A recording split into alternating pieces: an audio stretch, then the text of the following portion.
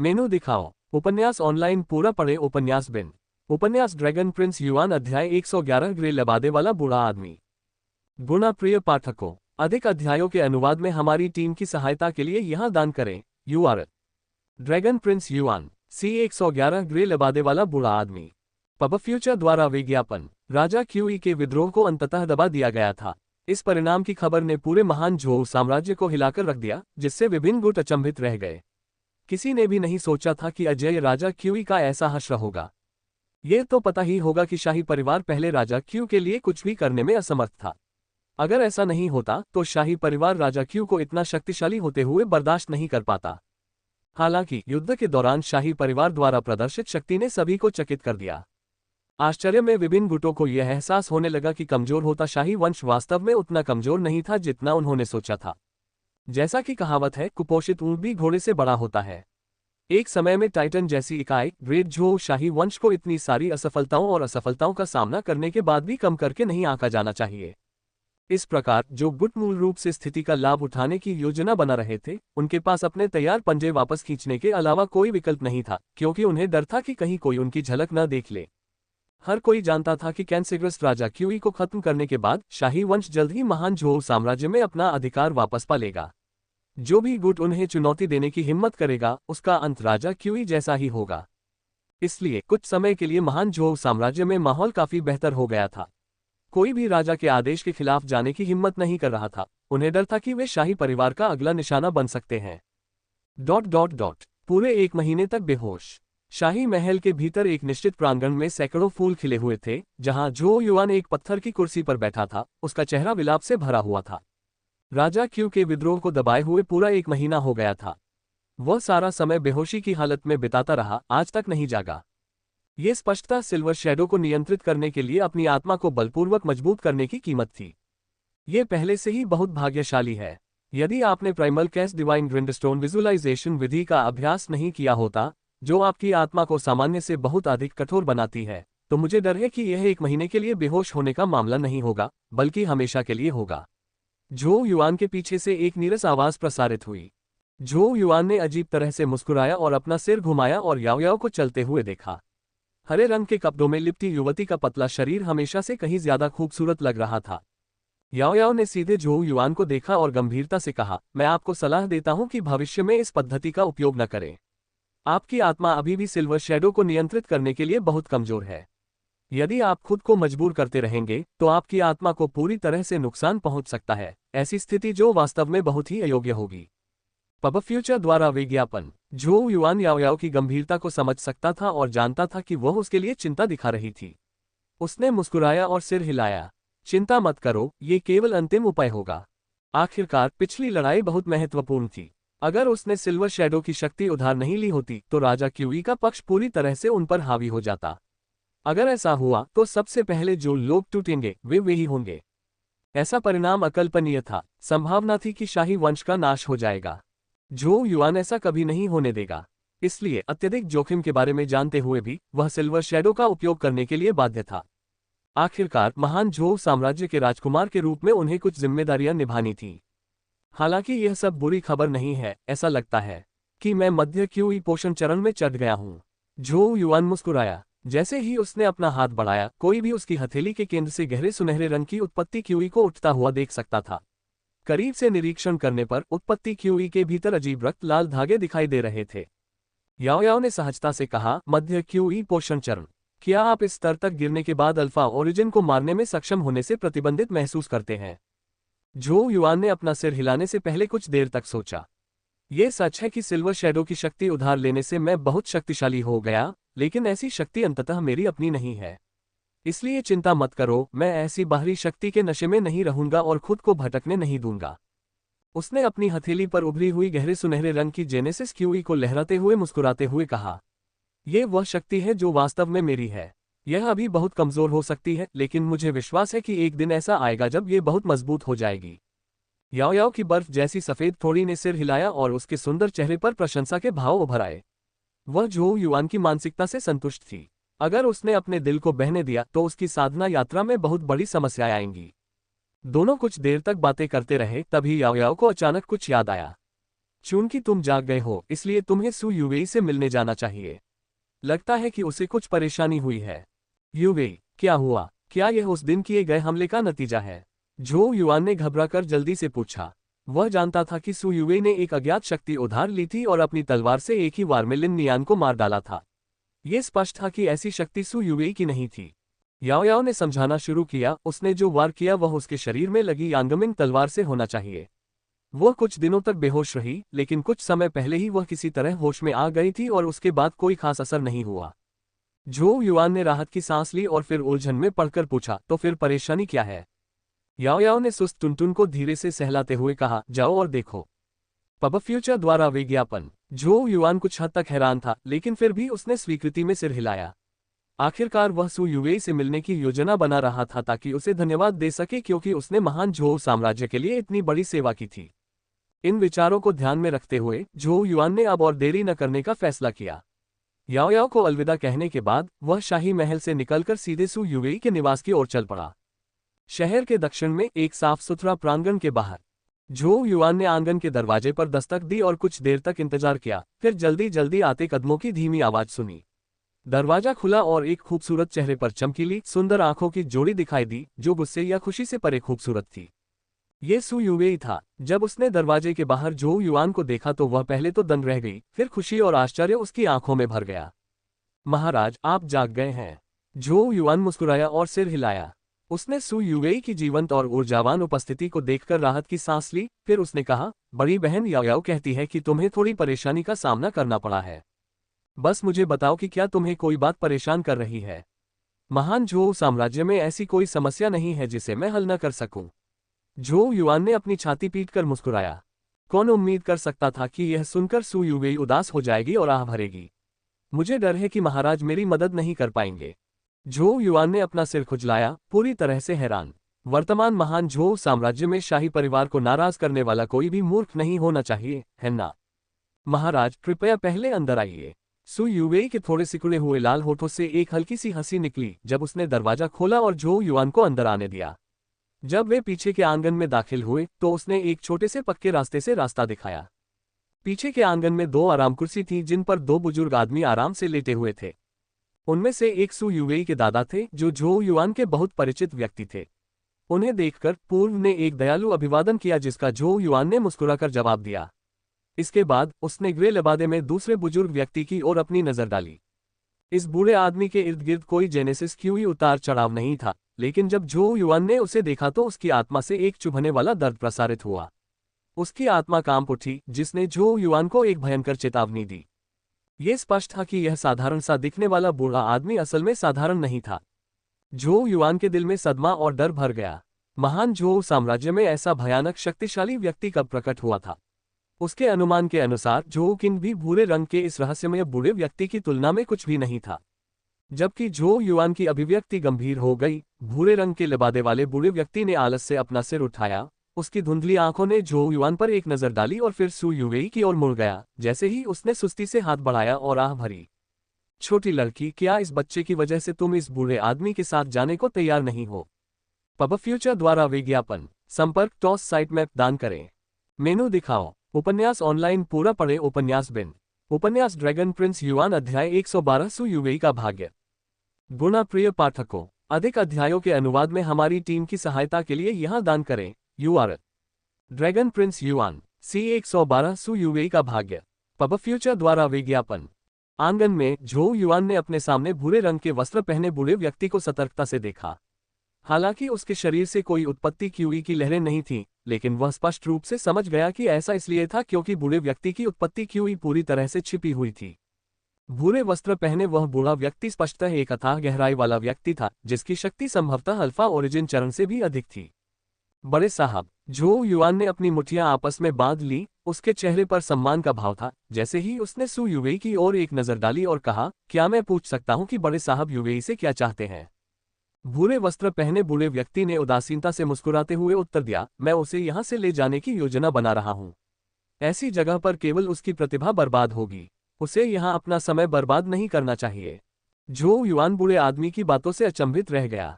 जैसे ही उसने सू यूवेई की ओर देखा, उसके दिल में जटिल भावनाएं उभरने लगीं। उस समय क्लिनिक के सामने जिस गंदी छोटी लड़की को उसने खींचा था, अब उसमें वह चमक दिखने लगी थी जो सिर्फ उसी की थी। झो युआन को शुरू से ही पता था कि सु युवेई की प्रतिभा असाधारण थी। ये केवल समय की बात थी कि उसकी चमकदार चमक प्रकट हो जाए।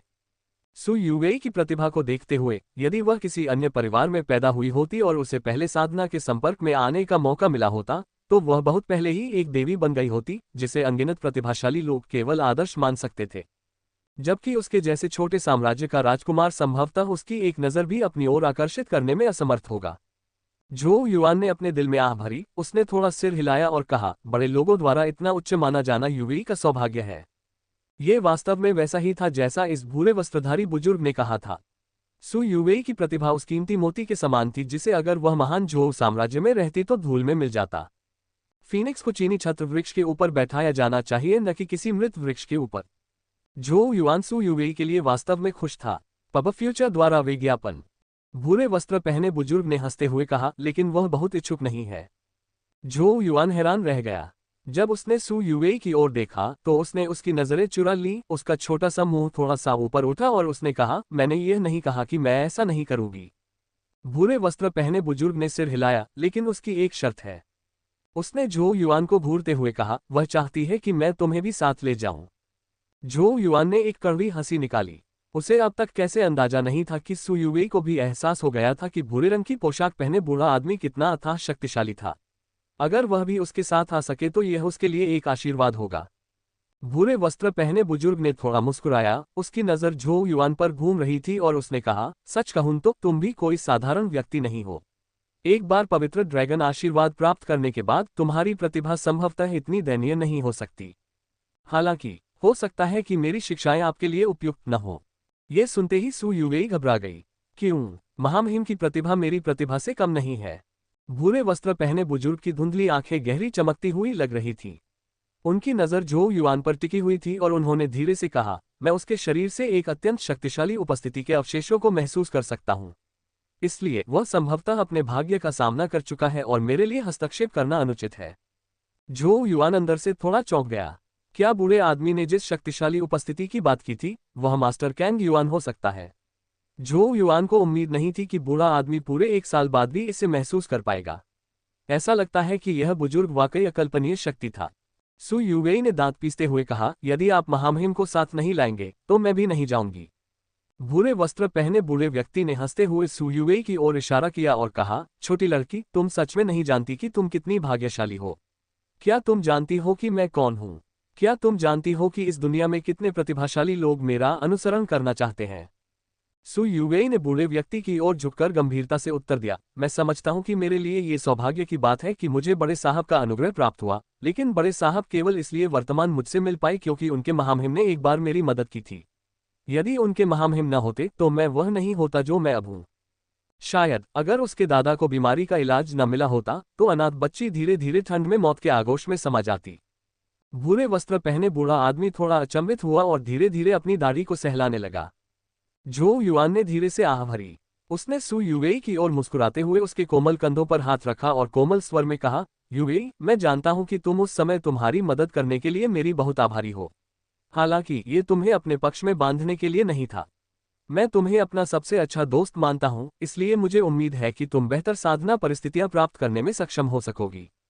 सु युवेई थोड़ा सा शर्मा गई, लेकिन जब उसने सबसे अच्छी दोस्त शब्द सुना तो उसकी स्पष्ट आंखें एक पल के लिए धुंधली हो गईं। लेकिन महाराज, यह अलविदा कई सालों तक चल सकता है। सु युवेई ने अपने लाल होठों को काट लिया और उसकी आंखें लाल हो गईं। वह पहले से ही झो युआन के साथ रहने की आदी हो चुकी थी, उसकी उपस्थिति को महसूस करना, उसकी आवाज सुनना। उसकी राय में चाहे उसका भविष्य कितना भी शानदार क्यों न हो, ये कभी भी उतना अविस्मरणीय नहीं होगा जितना कि पिछले साल ग्रेट झो इंस्टीट्यूट में बिताए गए उसके अनुभवों ने किया था।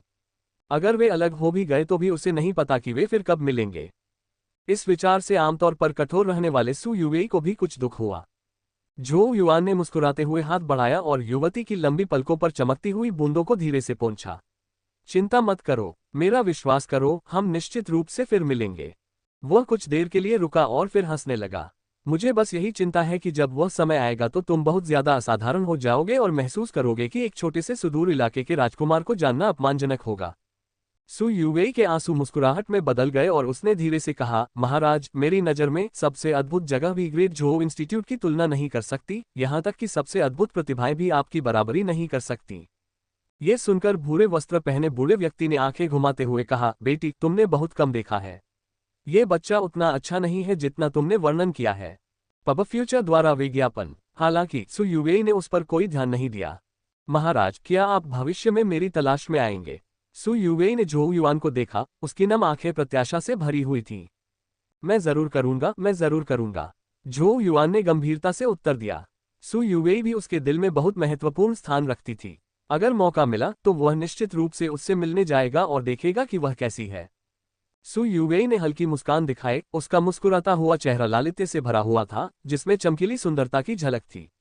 वह एक पल के लिए झिझकी, फिर अचानक एक कदम आगे बढ़ने की हिम्मत जुटाए, कांपते हाथों ने आगे बढ़कर झोउ युआन को गले लगा लिया।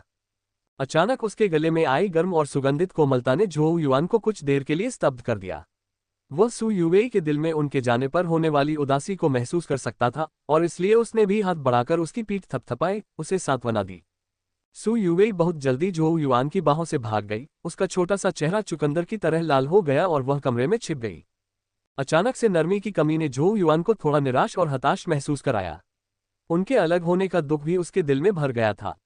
जिस तरह सु युवेई को उसके साथ चलने की आदत हो गई थी, उसी तरह उसे भी इस मजबूत और सुंदर युवती की आदत हो गई थी जो हमेशा उसके साथ रहती थी।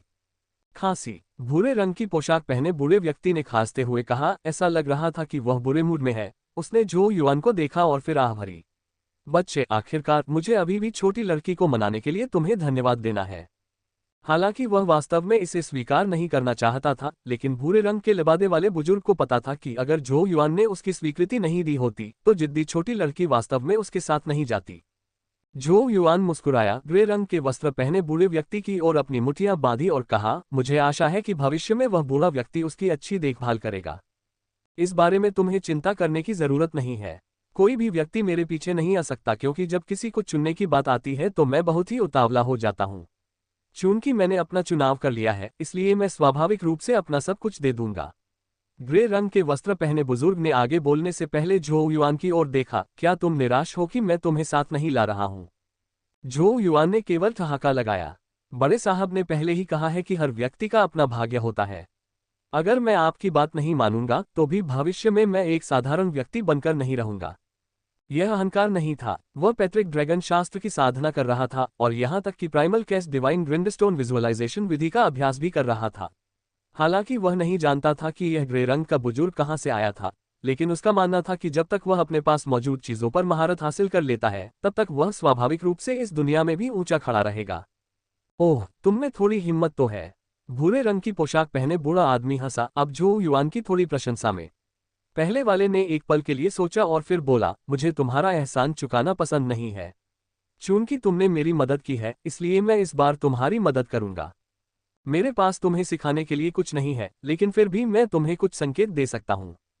ये सुनकर झोउ युआन की आंखें केंद्रित हो गईं और उसने गंभीरता से उत्तर दिया, तब यह युवा सम्मानपूर्वक सुनेगा। पब फ्यूचर द्वारा विज्ञापन। संपर्क टॉस साइट मैप दान करें। मेनू दिखाओ। उपन्यास ऑनलाइन पूरा पढ़े। उपन्यास बिन। उपन्यास ड्रैगन प्रिंस युआन अध्याय 113 गिफ्ट। गुणा प्रिय पाठकों, अधिक अध्यायों के अनुवाद में हमारी टीम की सहायता के लिए यहाँ दान करें। URL dragon Prince yuan CA 113 gift. Pub future द्वारा विज्ञापन। प्रांगण में भूरे वस्त्र पहने बूढ़े व्यक्ति ने मुस्कुराते हुए झोउ युआन को देखा और कहा, बच्चे, तुम्हें वर्तमान में महान झोउ साम्राज्य में युवा पीढ़ी के शिखर पर होना चाहिए, है ना? झोउ युआन ने आत्म मजाक करते हुए मुस्कुराते हुए कहा, महान झोउ साम्राज्य दुनिया का एक छोटा सा कोना मात्र है, क्या यहाँ सर्वश्रेष्ठ होने का कोई मतलब है? भूरे वस्त्र पहने बूढ़े व्यक्ति ने मुस्कुराते हुए कहा, कम से कम तुम थोड़ा आत्म जागरूक तो हो। मेरा मानना है कि महान झोउ साम्राज्य का पुराना दुश्मन महान वू साम्राज्य है ना? जहां तक तुम्हारा सवाल है, अब तुम्हारे सामने सबसे ताकतवर दुश्मन महान वू साम्राज्य के अजगर और गौरैया हैं। अब उन्हें अजगर और गौरैया कहना थोड़ा अनुचित हो सकता है। आपके धन्यवाद से इन दोनों ने अपने पंख फैलाना शुरू कर दिया है और एक सच्चे ड्रैगन और फीनिक्स की तरह उड़ना शुरू कर दिया है। भूरे वस्त्र पहने बुजुर्ग की खुरदरी उंगलियां हल्के से उसकी आराम कुर्सी के पीछे थपथपा रही थीं और वह उदासीन स्वर में बोल रहा था, ऐसा कहा जाता है कि महान वू साम्राज्य का युवराज वू हुआंग पहले से ही स्वर्ग द्वार के अग्रिम चरण पर है और अल्फा मूल चरण से केवल एक कदम दूर है। झो युआन की पुतलियां थोड़ी सिकुड़ गईं। क्या वो हुआन पहले ही स्वर्ग द्वार के अग्रिम चरण तक पहुंच चुका था? ये वास्तव में उससे बहुत दूर था।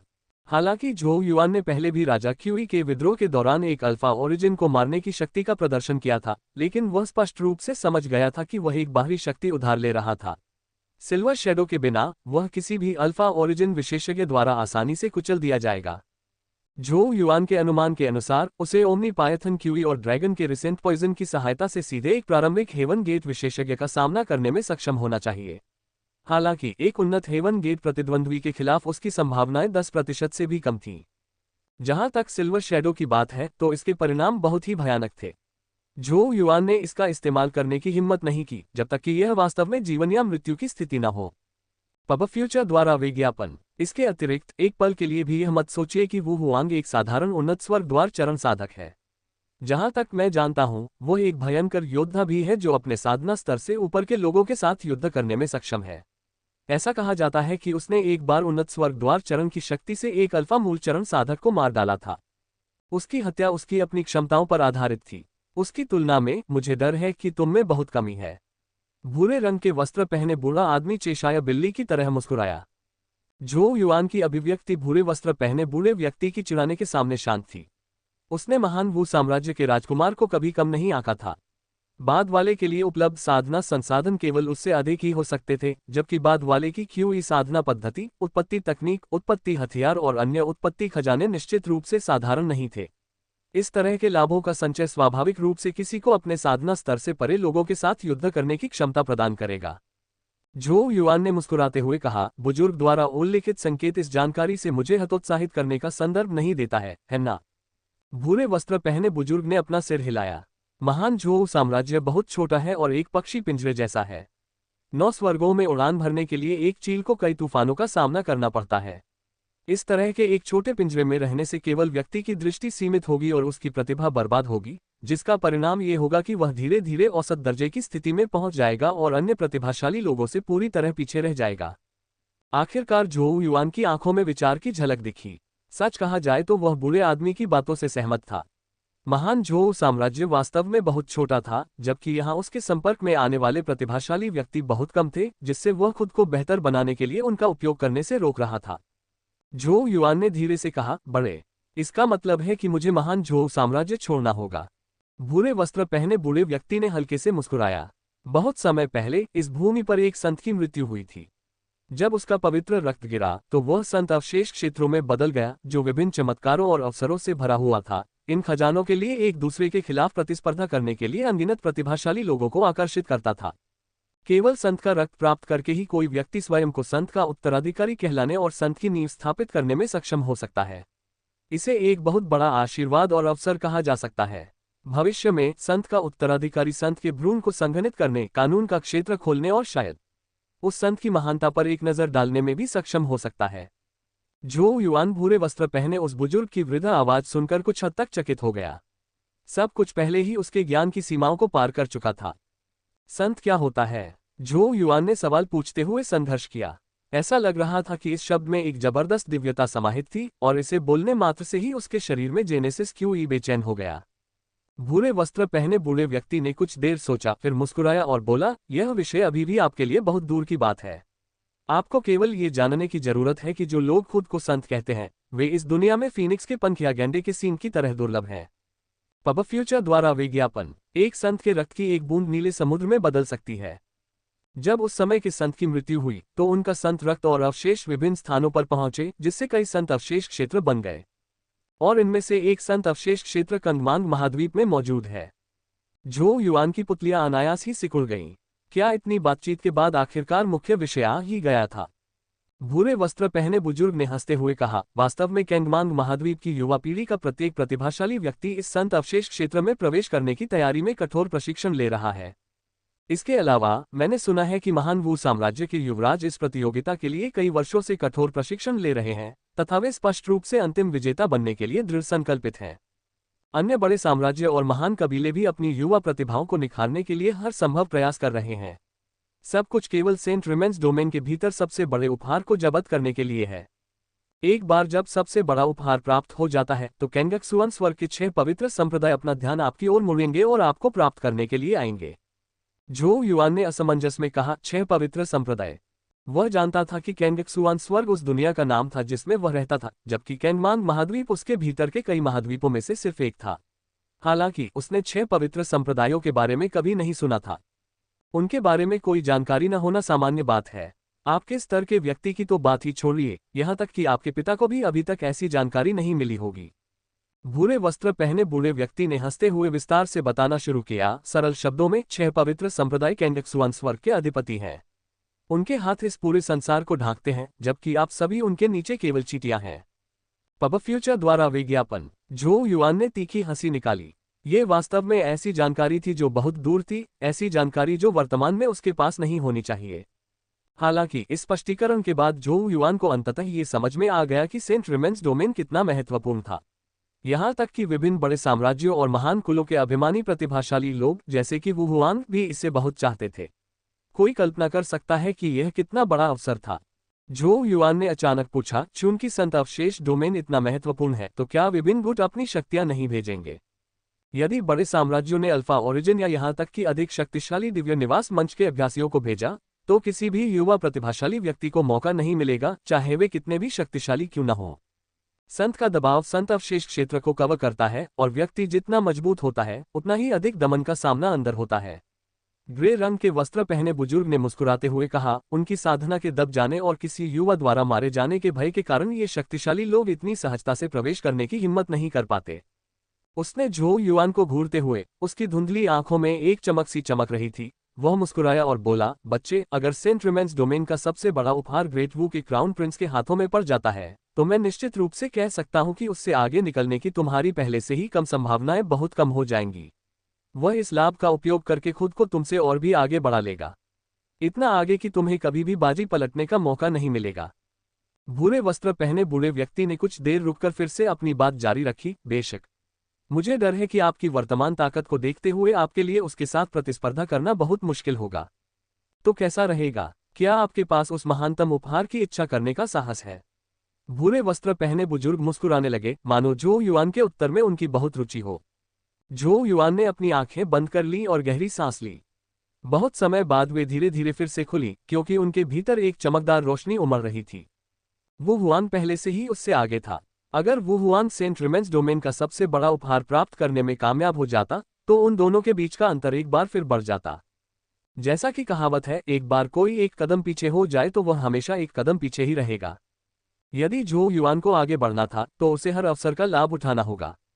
विभिन्न बड़े साम्राज्यों और महान कुलों के अभिमानी प्रतिभाशाली लोग जल्द ही सेंट रिमेंस डोमेन में इकट्ठा होंगे। उनकी तुलना में झो युआन के पास कोई लाभ नहीं था। हालांकि जब से उसने अपने 8 मेरिडियन चैनलों को फिर से खोजा था, तब से उसके पास कभी भी साहस की कमी नहीं थी।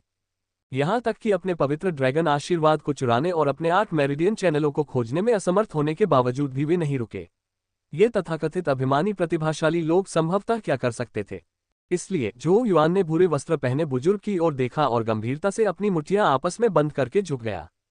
झो युआन ने अपने बड़े भाई को उनके पॉइंटर के लिए धन्यवाद दिया। वह ग्रे रंग के वस्त्र पहने उस बूढ़े व्यक्ति से मिलकर खुश था। अगर ऐसा नहीं होता तो वह सेंट रिमेंस डोमेन के सबसे बड़े उपहार के संपर्क में आने का मौका पूरी तरह से चूक जाता। पब फ्यूचर द्वारा विज्ञापन। संपर्क टॉस साइट मैप दान करें। मेनू दिखाओ। उपन्यास ऑनलाइन पूरा पढ़े। उपन्यास बिन। उपन्यास ड्रैगन प्रिंस युआन अध्याय 114 संत अवशेष डोमेन।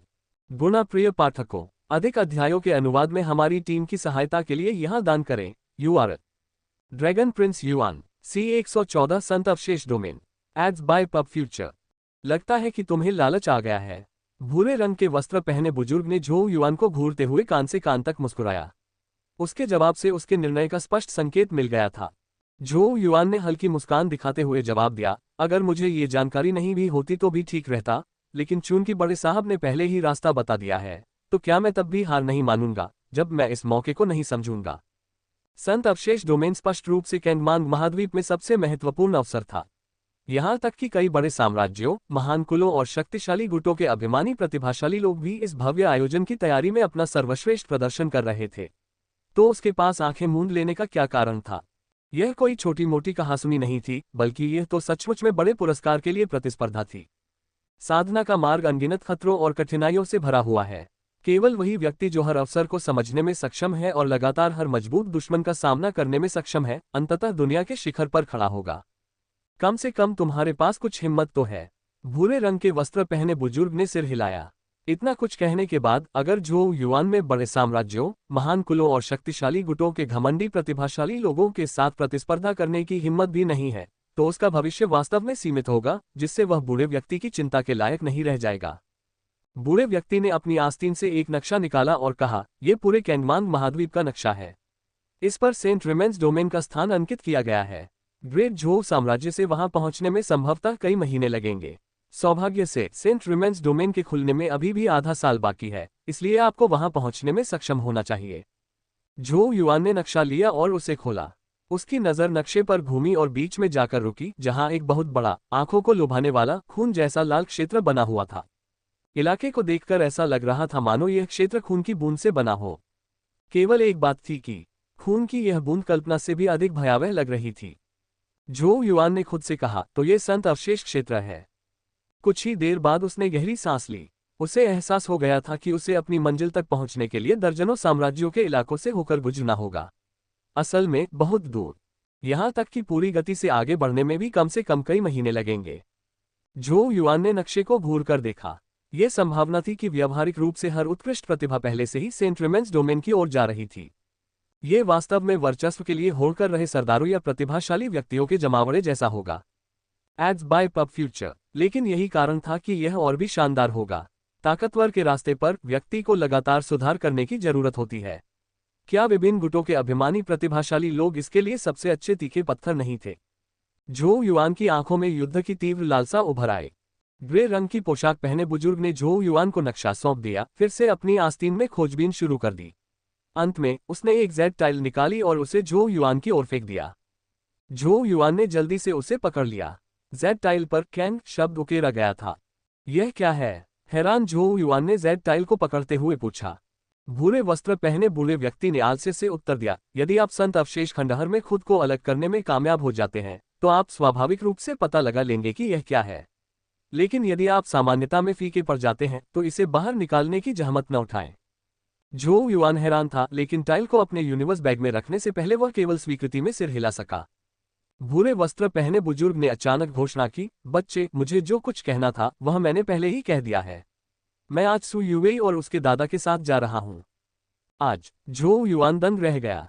उसकी आंखों में एक जटिल भाव था जब उसने सु युवेई के छोटे से घर पर एक नजर डाली। अंत में उसने सिर हिलाया। कमरे में सु युवेई ने बाहर जाने से पहले सफाई की। उसके सुंदर चेहरे पर भाव एक बार फिर उदास हो गए थे। उसने अपना सिर उठाया और झोउ युआन की नजरों से नजरें मिलाईं। हालांकि वे दोनों कुछ देर के लिए चुप हो गए। महाराज, आपको भविष्य में मेरी तलाश करना याद रखना चाहिए, सु युवेई ने नर्म आवाज में कहा। झोउ युआन मुस्कुराया और सिर हिलाया। चिंता मत करो, मैंने जो वादे किए हैं उनसे मैं पीछे नहीं हटूंगा। ये सुनते ही सु युवेई के चेहरे पर एक उज्ज्वल और सुंदर मुस्कान आ गई। चल द एड्स बाय पब फ्यूचर। भूरे रंग की पोशाक पहने बूढ़ा व्यक्ति हल्के से मुस्कुराया। उसने झोउ युआन पर एक आखिरी नजर डाली, लेकिन कुछ नहीं कहा। अपनी आस्तीन की एक लहर के साथ जेनेसिस क्यूई की एक झोंका सामने आया, जो सु युवेई और उसके दादा को अपने साथ ले गया और यह प्रकाश की एक किरण में बदल गया जो आकाश में उड़ गई। कड़ी मेहनत करो बच्चे, अगर तुम संत अवशेष क्षेत्र में खुद को अलग पहचान दिलाने में विफल रहे, तो मैं तुम्हें उसकी तलाश न करने की सलाह दूंगा, क्योंकि तुम केवल अपने अहंकार को चोट पहुंचाओगे। हाँ हाँ। झोउ युआन के कानों में धीरे धीरे हंसी गूंजने लगी जब भूरे वस्त्र पहने बूढ़ा आदमी प्रकाश की एक किरण में बदल गया जो आकाश में फैल गई। झोउ युआन ने अपना सिर उठाया और रोशनी की लकीरों को दूर तक गायब होते देखा। काफी देर बाद आखिरकार उसने कुछ उदास होकर अपनी नजरें हटा लीं। उसने छोटे से साफ आंगन की ओर देखा और उसे याद आया कि उसने पहली बार सु युवेई को घर भेजा था। उस समय वह केवल एक गंदी छोटी लड़की थी, लेकिन अब उसकी चमक प्रकट हो चुकी थी और कोई नहीं जानता था कि भविष्य में वह कितनी दूर तक जाएगी। यह शायद सच ही था जैसा कि भूरे वस्त्रधारी बूढ़े व्यक्ति ने कहा था, भविष्य का सु युवेई इतने चमकदार स्तर पर पहुंचेगा कि वह भी उसके करीब नहीं आ पाएगा। मुझे आश्चर्य है कि अगली बार जब हम मिलेंगे तो क्या हमारे बीच चीजें वैसी ही होंगी। झोउ युआन ने धीरे से आह भरी। सु युवेई को अपना रास्ता चुनना था, जबकि उसे भी अपने भाग्य के लिए लड़ना था। मुझे कड़ी मेहनत करनी चाहिए, नहीं तो ये बहुत शर्मनाक होगा अगर अगली बार जब हम मिलेंगे तो मैं उसकी बराबरी करने में असमर्थ रह जाऊं। जो युआन की आंखों में चमक के साथ हंसी। उसने अपना सिर नीचे किया और अपने हाथ में लिए नक्शे को देखने लगा। ऐसा लगता है कि संत अवशेष डोमेन बहुत रोमांचक होगा। वो हुआंग, क्या अंततः हमारे मिलने का समय आ गया है? जो युआन ने मंद मंद मुस्कुराकर छोटे से आंगन से बाहर निकलते हुए धीरे धीरे अपने पीछे के दरवाजे बंद कर लिए। यहाँ के लोग पहले ही जा चुके थे, कौन जानता था कि ये दरवाजे फिर कब खुलेंगे। सु युवे, मुझे आशा है कि आपका भविष्य अद्भुत होगा। Ads by pub future. क्या तुम महान झोउ साम्राज्य छोड़ रहे हो? शाही महल में झोउ किंग और किंग यू ने झोउ युआन की योजना सुनी तो आश्चर्य से चिल्ला उठे। झोउ युआन ने सिर हिलाया और उनके सामने नक्शा रखा और सेंट रिमेंस डोमेन की ओर इशारा किया। पिताजी, माताजी, हमारे महाद्वीप के सभी प्रतिभाशाली लोग सेंट रिमेंस डोमेन के सबसे बड़े उपहार के लिए होड़ करेंगे, जिसमें महान वू साम्राज्य के वू हुआंग भी शामिल हैं। अगर मैं इस मौके को चूक गया तो शायद मुझे जीवन भर इसका पछतावा होगा। संत डोमेन बना रहता है हो। झोउ किंग ने नक्शे को देखते हुए आह भरी। जाहिर है कि उसने इस जगह के बारे में पहले भी सुना था। हालांकि महान झोउ साम्राज्य की स्थिति पहले जैसी नहीं थी और वे स्वाभाविक रूप से अब संत अवशेष डोमेन को पाने में सक्षम नहीं थे। उसने कभी उम्मीद नहीं की थी कि झोउ युआन को कहीं और से इसके बारे में पता चलेगा। युआन पर वह संत अवशेष क्षेत्र बहुत दूर है और तुम्हारे प्रतिद्वंद्वी सभी प्रकार के स्थानों से आए प्रतिभाशाली लोग होंगे। किन यू को दर्द हो रहा था। वह कैसे नहीं जानती थी कि सबसे बड़े आशीर्वाद के लिए संघर्ष में कितनी कठिनाइयों का सामना करना पड़ता है। इस तरह के संघर्ष संभवतः जीवन मरण की लड़ाई होंगे। क्या माँ मुझ पर विश्वास नहीं करती? झोउ युआन मुस्कुराया। विद्रोही बदमाश। किन यू ने कड़वाहट से मुस्कुराया। उसका बेटा स्वाभाविक रूप से उसके दिल में बेजोड़ था, लेकिन झोउ युआन के उन्हें छोड़कर चले जाने और अकेले ही सारा दबाव झेलने का विचार अभी भी उसके दिल में गहराई से चुभ रहा था। झोउ किंग चुप रहा। कुछ क्षण बाद उसने कहा, तुम्हारा चुनाव सही है। वह जानता था कि यह आशीर्वाद कितना महत्वपूर्ण था। अगर झोउ युआन इसे प्राप्त करने में कामयाब हो जाता तो यह उसके भविष्य की साधना के लिए एक अतुलनीय रूप से महत्वपूर्ण सहायता बन जाती। लेकिन अन्य प्रतिभाशाली लोगों के साथ प्रतिस्पर्धा करना बहुत कठिन होगा। झोउ किंग ने स्पष्ट रूप से समझा कि जिन युवा व्यक्तियों को अपने अपने गुटों का पूर्ण समर्थन प्राप्त होगा, वे युवा पीढ़ी में शीर्ष स्तर पर होंगे। झोउ युआन अपने मेरिडियन चैनलों की देर से खोज के कारण पहले से ही एक कदम पीछे था, इसलिए दूसरों के साथ प्रतिस्पर्धा करना स्वाभाविक रूप से एक कठिन चुनौती होगी। झोउ युआन ने मुस्कुराते हुए सिर हिलाया और कहा, अगर यह आसान होता तो यह कोई सार्थक प्रतियोगिता नहीं होती। उसने खुद को इन बाधाओं के लिए बहुत पहले से तैयार कर रखा था। हालांकि वे प्रतिभाशाली लोग निश्चित रूप से असाधारण थे, लेकिन अगर वे उसे कम आंकते तो उन्हें बहुत बुरा समय लगता। झोउ युआन ने कहा, पिताजी, आपको युद्ध कठपुतली संप्रदाय के खंडहरों पर कब्जा करने और युद्ध कठपुतली सेना पर नियंत्रण पाने के लिए जल्दी और लालच से लोगों को भेजने की जरूरत है। महान झोउ साम्राज्य को तेजी से खुद को मजबूत करने की जरूरत है और ये सेना निश्चित रूप से महान वू साम्राज्य के खिलाफ एक बड़ी मदद होगी। चिंता मत करो, मैंने पहले से ही जेनेसिस रून्स में कुशल विशेषज्ञों की व्यवस्था कर ली है ताकि वे याओयाओ से जेनेसिस रून सीमा को खोलना सीख सकें। आप कब जाने की तैयारी कर रहे हैं? झोउ युआन ने अपना सिर उठाया और दूर तक देखा जहां बादल इकट्ठा होने लगे थे। 3 दिन में। Ads by pub future. संपर्क टॉस साइट मैप दान करें मेनू दिखाओ। उपन्यास ऑनलाइन पूरा पढ़े। उपन्यास बिन। उपन्यास ड्रैगन प्रिंस युआन अध्याय 115 बैंगनी वस्त्र में युवा महिला। गुणा प्रिय पाठकों, अधिक अध्यायों के अनुवाद में हमारी टीम की सहायता के लिए यहां दान करें। URL dragon Prince Yuan C 115 बैंगनी वस्त्र में युवा महिला। पब फ्यूचर द्वारा विज्ञापन। 3 दिन पलक झपकते ही बीत गए। ग्रेट झोउ शहर के द्वार के बाहर झोउ युआन ने असहाय होकर अपना सिर हिलाया और आंसू भरी आंखों वाली किंग यू को देखा। वह केवल यही कर सकता था कि उसे दिलासा देता रहे। झोउ किंग ने असहाय होकर देखा और कहा, ठीक है, ठीक है। युआन, एर अब बच्ची नहीं रही और उसे दुनिया का अनुभव करने के लिए बाहर निकल जाना चाहिए। इसके बारे में इतना संवेदनशील होने की कोई आवश्यकता नहीं है। चिंता मत करो चाची किन, मैं उस पर नजर रखूंगी।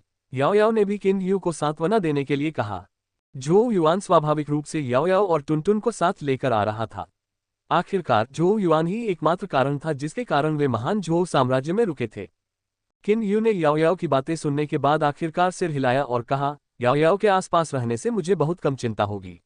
अगर वह आपकी बात नहीं सुनता है तो आगे बढ़ें और उसे अनुशासित करें। याओयाओ ने अपने लाल होठों को दबाते हुए मंद मंद मुस्कुराए। झोउ किंग ने अपने कपड़ों से 5 काले क्रिस्टल कार्ड निकाले और उन्हें झोउ युआन को दे दिया। मंद मंद चमकते कार्डों पर अत्यंत जटिल पैटर्न अंकित थे। झोउ किंग ने समझाया, ये स्वर्गीय क्रिस्टल मंडप क्रिस्टल कार्ड हैं। इनमें से प्रत्येक को किसी भी स्वर्गीय क्रिस्टल मंडप शाखा में 1 लाख जेनेसिस क्रिस्टल के लिए कारोबार किया जा सकता है। आपको अपनी यात्रा में इनकी आवश्यकता पड़ सकती है। झो युआन ने उन्हें एक बड़ी मुस्कान के साथ स्वीकार किया और अपनी जीभ चटकाते हुए कहा, 5 लाख जेनेसिस क्रिस्टल, लगभग विश्वास नहीं हो रहा है कि पिता इतनी बड़ी राशि देने को तैयार हैं। 5 लाख जेनेसिस क्रिस्टल, इतनी बड़ी रकम से शायद एक उच्च श्रेणी का ब्लैक टियर जेनेसिस हथियार या खजाना खरीदा जा सकता है। चीजों को परिप्रेक्ष्य में रखने के लिए झो युआन ने इतने सालों के बाद जो छोटी सी संपत्ति बचाई थी, वह केवल 50,000 जेनेसिस क्रिस्टल के बराबर थी। झो किंग ने झो युआन की ओर आंखें घुमाई। बदबूदार बच्चे, तुम्हें मितव्ययी होना चाहिए। महान झो साम्राज्य वर्तमान में विकास के दौर से गुजर रहा है और इन 500,000 जेनेसिस क्रिस्टल को निचोड़ने से मेरे कई बाल पहले ही सफेद हो गए हैं। झो युआन मुस्कुराया और कार्डो को अपने यूनिवर्स बैग में रख लिया। जैसे ही उसने अपना सिर फिर से उठाया, उसकी नजर झो किंग से मिली। झो युआन उसकी आंखों में छिपी चिंता को हल्के से देख सकता था। Ads by pub future, Zhou Yuan ने धीरे से कहा, तो मैं जा रहा हूं। झो किंग ने अपना हाथ हिलाया और कहा, अगर तुम जाना चाहती हो तो जाओ, इतना अनिश्चित मत बनो। झो युआन ने हंसते हुए किन यू को गले लगाने के लिए हाथ बढ़ाया। इसके बाद वह अपने अग्नि सिंह घोड़े पर सवार हुआ और झो किंग की ओर देखा। जब आपका बेटा वापस आएगा तो वह उन सभी शिकायतों और अपमानों के लिए न्याय की मांग करेगा जो आपको उस समय झेलने पड़े थे। जब वह समय आएगा तो महान झो साम्राज्य ने जो कुछ भी खोया है, वह सब वापस ले लिया जाएगा।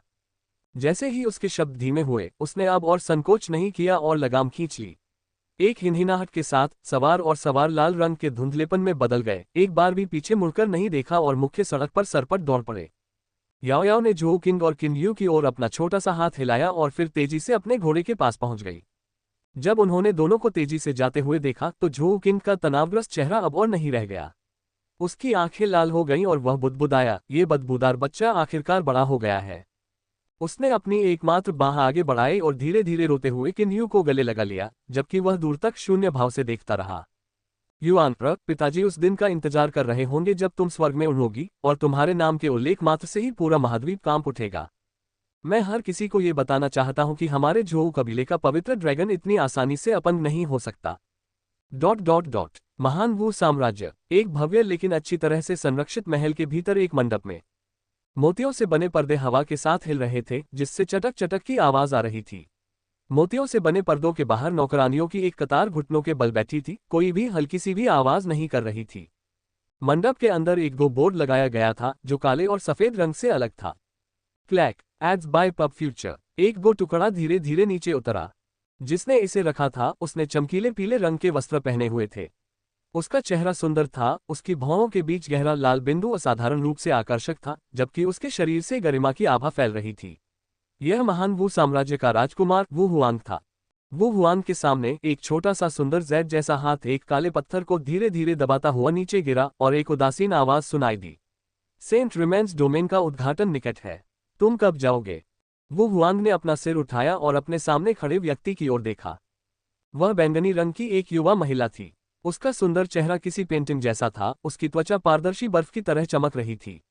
उसकी भौहों के बीच एक ध्यान खींचने वाला गहरा लाल बिंदु भी था, लेकिन इससे उसकी सुंदरता पर कोई असर नहीं पड़ा, बल्कि उसे थोड़ा अलौकिक रूप दिया। उसकी लंबी और सनकरी फीनिक्स जैसी आंखें थीं। हालांकि वह छोटी थी, लेकिन जब वह उन्हें थोड़ा छोटा करती थी तो एक राजसी उपस्थिति महसूस होती थी, जैसे कि वह एक सच्ची फीनिक्स थी जो नश्वर क्षेत्र में उतरी थी।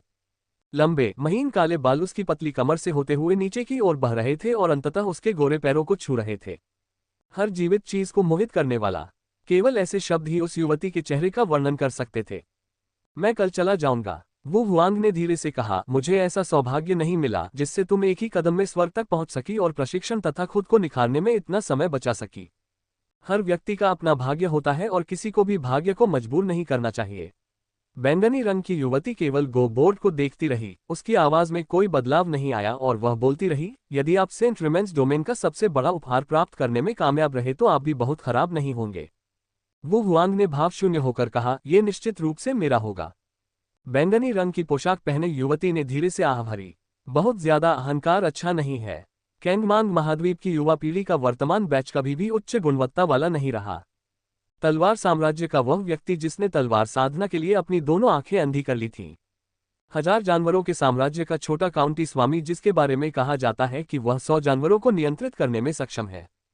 Ads by pub future. यम संप्रदाय से छोटे यम राजा। निंग कबीले से बैटल जिनकी। जोकियू कबीले की जादूगरनी। बैंगनी वस्त्र पहने युवती ने अपने एक गोरे हाथ से अपना गाल ऊपर उठाया, उसकी आंखों में उत्साह उभर आया और वह आगे बोली, ये सभी व्यक्ति गौरवशाली प्रतिभाशाली लोग हैं, जिनके लिए विभिन्न गुटों ने संत अवशेष क्षेत्र के लिए अपने सभी संसाधन झोंक दिए हैं। कितनी अफसोस की बात है। मैं मूलतः यही रहना चाहता था और सभी के साथ आनंदपूर्वक युद्ध करना चाहता था। बैंगनी वस्त्र पहने युवती ने धीरे से अपना सिर हिलाया, मानो उसे इस बात का अफसोस हो कि वह आगामी मुकाबले का हिस्सा नहीं बन पाएगी। वह स्पष्ट रूप से एक लड़की थी, फिर भी उसके शब्दों से कभी कभी एक दबंग भावना और युद्ध की लालसा प्रकट होती थी, जो किसी भी पुरुष से कम नहीं थी। वो हुआंग ने भौहें सिकोड़ी। एक भावुक इच्छा की एक छोटी सी झलक, जिसके बारे में कोई नहीं जानता था, उसकी आंखों की गहराई से गुजरी, जब उसने अपने सामने खड़ी युवती को घूरते हुए कहा, कुलीन भविष्यवाणी की दूसरी पंक्ति वास्तव में बिल्कुल भी अर्थ नहीं रखती है। वो कबीले की भविष्यवाणी की पहली पंक्ति, जब अजगर और गौरैया ड्रैगन को खा जाएंगे तो महान वो साम्राज्य फलेगा फूलेगा। वो वंश की भविष्यवाणी की दूसरी पंक्ति, फीनिक्स को ड्रैगन नहीं देखना चाहिए। तुम और मैं जुड़वा हैं, हम एक दूसरे को क्यों नहीं देख सकते। वो हुआंग की आवाज संदेह से भरी थी। बैंगनी रंग की पोशाक पहने युवती का सुंदर चेहरा भावहीन था। उसने अपनी गोरी उंगलियों के बीच एक काले पत्थर को धीरे से पकड़ा और उसकी आंखों में रोशनी बहने लगी। कुछ देर चुप रहने के बाद उसकी बेपरवाह आवाज गूंजी, शायद ड्रैगन का मतलब तुम्हारा नहीं है। टकराना। मंडप में इसके बाद की खामोशी बस कुछ सेकंड के लिए ही रही। अगले ही पल उग्र जेनेसिस क्यू अचानक वू हुआन के शरीर से फट पड़ा, जैसे कोई ज्वालामुखी फूट रहा हो, और पूरा गो बोर्ड राख में बदल गया। मंडप के बाहर घुटनों के बल बैठी असंख्य सेविकाएं कांप रही थीं और हल्की सी भी आवाज निकालने का साहस नहीं कर पा रही थीं। वे महसूस कर सकते थे कि उनके आदरणीय युवराज इस समय कितने क्रोधित थे। उन्होंने बहुत कम ही अपने युवराज को, जो आमतौर पर अपने चेहरे पर कोई भावना नहीं दिखाते थे, अपना संयम खोते देखा। वो हुआंग अभी भी घुटनों के बल बैठा था, लेकिन उसका सुंदर चेहरा असाधारण रूप से तूफानी हो गया था, क्योंकि वह बैंगनी रंग की युवती को घूर रहा था और ठंडी आवाज में पूछ रहा था, तुम क्या कहना चाह रही हो। वो या मेरे अलावा और कौन तुम्हारे साथ कंधे से कंधा मिलाकर खड़े होने के योग्य है। 1, 2 एड्स बाय पब फ्यूचर। संपर्क टॉस साइट मैप दान करें मेनू दिखाओ। उपन्यास ऑनलाइन पूरा पढ़े। उपन्यास बिन। उपन्यास ड्रैगन प्रिंस युआन अध्याय 116 बादलों का जमावड़ा। गुणा प्रिय पाठकों, अधिक अध्यायों के अनुवाद में हमारी टीम की सहायता के लिए यहाँ दान करें। URL dragon Prince Yuan C 116 बादलों का जमावड़ा। Ads by pub future. वो हुआन की अभिव्यक्ति अशुभ रूप से अंधकार में थी। जेनेसिस क्यू तूफानी रात में लहरों की तरह उसके चारों ओर हिंसक रूप से उमड़ पड़ी। उसके शरीर से एक के बाद एक लहरें निकल रही थीं और पूरे मंडप को हिला रही थीं। हालांकि उसकी तीखी निगाह और जेनेसिस क्यू दबाव का बैंगनी रंग की युवती पर कोई असर नहीं हुआ। वह राख को घूर रही थी जो कभी गोबोर्ड हुआ करती थी, और उसने कुछ निराश होकर अपने हाथ में रखा पत्थर नीचे रख दिया। बैंगनी वस्त्र पहने युवती ने उदासीनता से कहा, वो हुआंग, यह मेरी तुम्हें सलाह है। उस व्यक्ति को नजरअंदाज मत करना। यह मत भूलिए कि वह अंततः हमारे आशीर्वाद का स्रोत है। एक निश्चित दृष्टिकोण से वो वही है जिसने हमें बनाया है, लेकिन चूंकि हम पहल करने में कामयाब रहे, इसलिए हर समय सतर्कता बनाए रखना सबसे अच्छा होगा। ऐसा तभी होगा जब आप नहीं चाहेंगे कि अंत में इसे वापस ले लिया जाए। क्यू हुआंग की आंखों में आग जल उठी और उसने जवाब दिया, आप उस अपन ड्रैगन की बात कर रहे हैं। क्या आप वास्तव में मानते हैं कि उसके पास योग्यताएं हैं? इसके अलावा मैंने तुमसे यह एक से अधिक बार कहा है। यह मानना बंद करो कि हमने उसका आशीर्वाद चुराया है। हम तो बस वही वापस ले रहे थे जो हमारा है। यही तो चोर है, एक चोर जो स्वर्ग की गलती के कारण बनाया गया था। बैंगनी वस्त्र पहने युवती वुयाओ ने उससे शांत भाव से देखा और जवाब दिया, जिस अपन ड्रैगन की तुम बात कर रहे हो, उसने 1 महीने पहले राजा क्यूई के विद्रोह को दबा दिया है। यहाँ तक कि जिन 6 अल्फा ओरिजिन विशेषज्ञों को तुमने गुप्त रूप से सहायता के लिए भेजा था, वे भी अंततः हार गए। इसके अलावा उस तथाकथित अपन ड्रैगन ने युद्ध में अल्फा मूल वांग चाओटियन को व्यक्तिगत रूप से मार डाला। वो हुआंग ने ठहाका लगाया। मुझे जो जानकारी मिली है उसके अनुसार उस अपन ड्रैगन के पास केवल क्यूई पोषण चरण की शक्ति है, और उसने वांग चाओटियन को मारने के लिए चांदी के कवच जैसी वस्तु की शक्ति पर भरोसा किया था। आपको और मुझे स्पष्ट रूप से समझना चाहिए कि ऐसी बाहरी शक्ति पर भरोसा करने के बाद निश्चित रूप से परिणाम होंगे। ऐसी शक्ति का उपयोग इतनी आसानी से नहीं किया जा सकता है। इसलिए उस अपन ड्रैगन के पास शायद इस तरह के उपाय का सहारा लेने के अलावा कोई विकल्प नहीं था। कौन जानता है कि वह इसके दुष्परिणामों के कारण मर गया या नहीं। जहां तक वांग चाओतियान को मारने की बात है, वो हुआन के मुंह के कोने उपहासपूर्ण अंदाज में ऊपर उठे और उसने आगे कहा, एक युद्ध उपलब्धि जो बाहरी शक्ति पर निर्भर करती है, वह मेरी नजर में नहीं आती है। बैंगनी रंग की पोशाक पहने युवती ने थोड़ा सा मुंह सिकुड़ा। वो हुआंग, एक दिन ऐसा आएगा जब तुम अपने घमंड और अहंकार के कारण हार जाओगी। वो हुआंग ने शांति से कहा, क्योंकि मुझे यह अधिकार है। बैंगनी रंग की पोशाक वाली युवती ने धीरे से अपना सिर हिलाया, उसकी दिलचस्पी कम होती जा रही थी।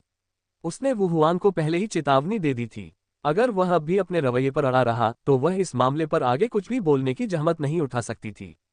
ये देखकर वू हुआंग की अभिव्यक्ति नर्म हो गई और उसने धीरे से कहा, आराम करो, संत अवशेष डोमेन का सबसे बड़ा उपहार प्राप्त करने के बाद मैं महान झोउ साम्राज्य को पूरी तरह से खत्म करने का एक तरीका सोचूंगा ताकि भविष्य में किसी भी संभावित परेशानी को रोका जा सके।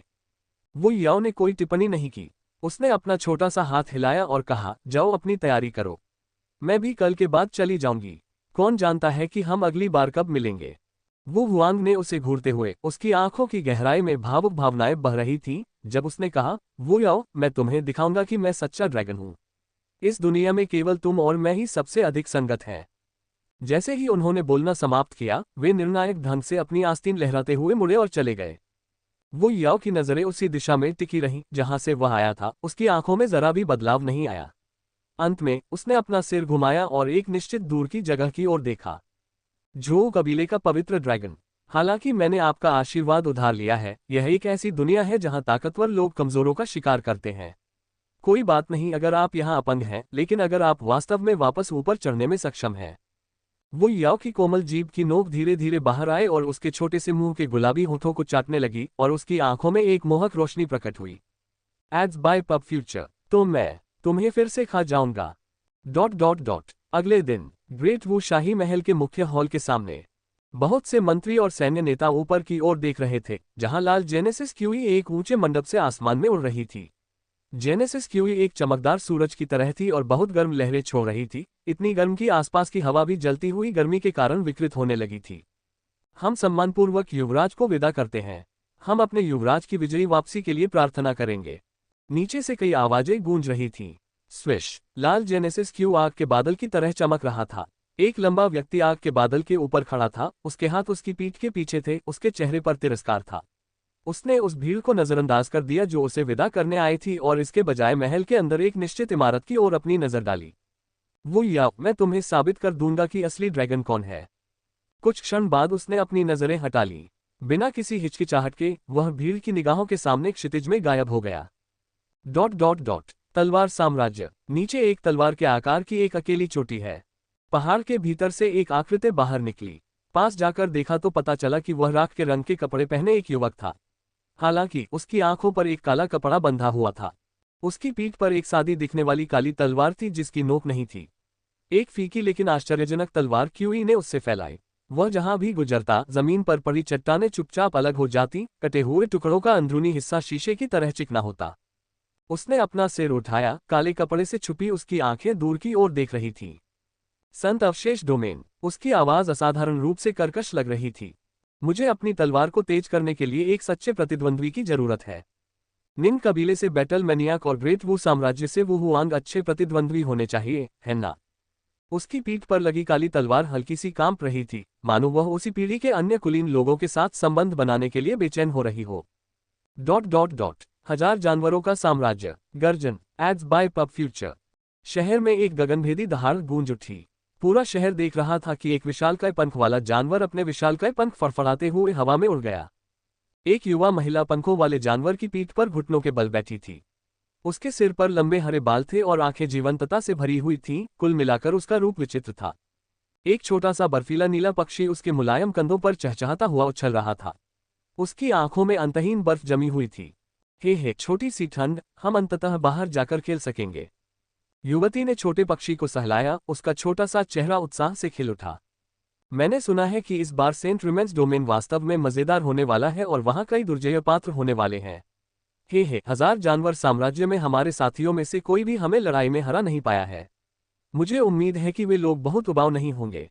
से आगे युवती की जोरदार चीख के साथ ही पंखों वाला जानवर दहाड़ने लगा। उसके पंख जोर से फड़फड़ाने लगे और उसकी गति तेजी से बढ़ने लगी। वह दूर तक हवाओं के साथ उड़ता हुआ चला गया। ... धमाका। एक निश्चित मार्शल प्रांगण में हिंसक जेनेसिस क्यूई का विस्फोट बाहर की ओर हुआ, जिससे एक दर्जन आकृतियां उड़ गईं और प्रांगण पूरी तरह से अस्त व्यस्त हो गया। हाँ, तुम सब बहुत कमजोर हो। बेकार, बेमतलब। पिताजी से कहो कि मैं संत अवशेष क्षेत्र जा रहा हूँ। यहाँ रहना बिल्कुल बेमतलब है। मेज के अंदर सिर्फ एक ही व्यक्ति खड़ा था, उसका मोटा मांसल शरीर किसी धातु के टॉवर जैसा था। उसकी निगाहें उस क्षेत्र पर घूम रही थीं, उनकी आंखें युद्ध की लालसा से भरी हुई थीं। ऐसा लग रहा था जैसे वह कोई खूंखार वानर हो। वह मुस्कुराया और जोर से हंसा, बिना किसी हिचकिचाहट के उसने अपना पैर जमीन पर पटका और उसका शरीर आसमान में उड़ गया। कई छलांग लगाने के बाद वह गायब हो गया। प्रांगण में उपस्थित सभी लोगों ने राहत की सांस ली जब उन्होंने उसे जाते हुए देखा और फिर जयकारे लगाने लगे।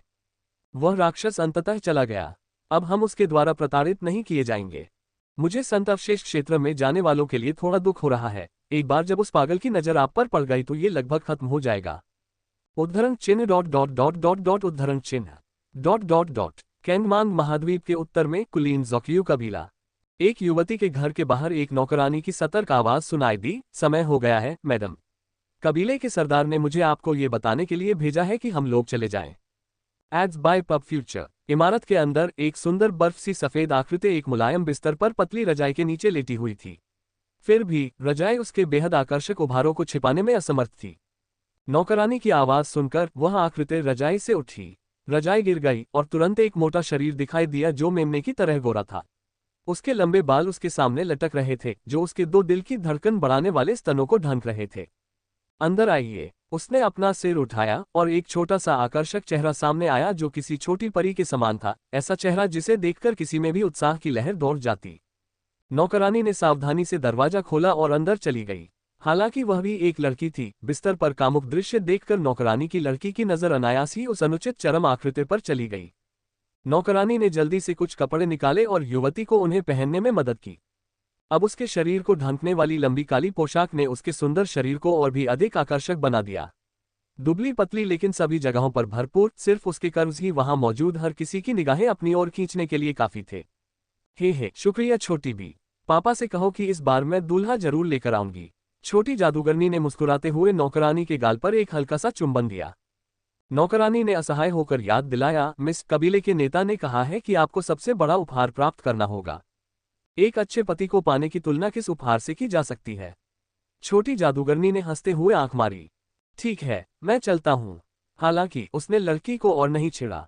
उसके हाथ की एक लहर के साथ उसकी आकृति की छवियां तेजी से दिखाई दी और गायब हो गईं, कुछ सांसों के बाद दूर में गायब हो गईं। नौकरानी अपनी महिला की प्रेत जैसी चाल ढाल देखकर उसकी प्रशंसा करने से खुद को रोक नहीं सकी। मिलाडी की गतिशीलता तकनीक निश्चित रूप से कैंगमांग महाद्वीप में उसी पीढ़ी के लोगों में सर्वोच्च है। डॉट डॉट डॉट यह एक भयावह पर्वत था जहां सफेद हड्डियां पहाड़ियों की तरह इकट्ठी थीं, पूरा क्षेत्र मृतकों की आभा से भरा हुआ था। दरार। पहाड़ से अचानक एक आवाज आई जब कई आकृतियां बाहर निकलीं। उनके कदम कठोर और सख्त थे, त्वचा अस्वस्थ सफेद थी और आंखें खाली छेद जैसी थीं। नजदीक से देखने पर पता चलता है कि उनके शरीर पर जीवन के कोई निशान नहीं थे। लगभग ऐसा लग रहा था जैसे वे मरे हुए आदमी हों। वे अपने कंधों पर एक बड़ी सी सेडान लेकर चलते थे। खूनी लाल रंग से खींची गई भयावह तस्वीरों से सजी यह सफेद सेडान एक अजीब तरह की भयावह आभा बिखेर रही थी। एक ठंडी हवा बह रही थी जो पालकी के सफेद पर्दे उठा रही थी। पर्दे के पीछे एक युवा रक्तहीन पीला चेहरा दिखाई दिया। उसकी आंखें राख के रंग की थीं और मौत की आभा उसके चारों ओर घूम रही थी, ऐसा दृश्य जिसे देखकर कोई भी कांप उठेगा। एक पालकी ले जाते हुए 100 भूत।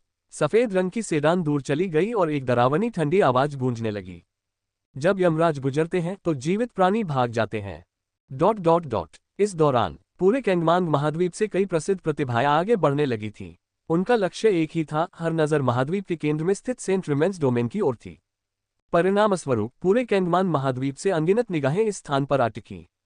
हर कोई जानना चाहता था कि जब युवा पीढ़ी के असंख्य अभिमानी प्रतिभाशाली लोग और कुलीन लोग आपस में भिड़ेंगे तो ये कितना अद्भुत होगा। सेंट रिमेंस डोमेन पहले से ही पूरे महाद्वीप का केंद्र बन चुका था। एक तूफान आने वाला था और छिपे हुए ड्रैगन स्वाभाविक रूप से खुद को प्रकट करना शुरू कर देंगे। Ads by pub future. संपर्क टॉस साइट मैप दान करें मेनू दिखाओ। उपन्यास ऑनलाइन पूरा पढ़े। उपन्यास बिन।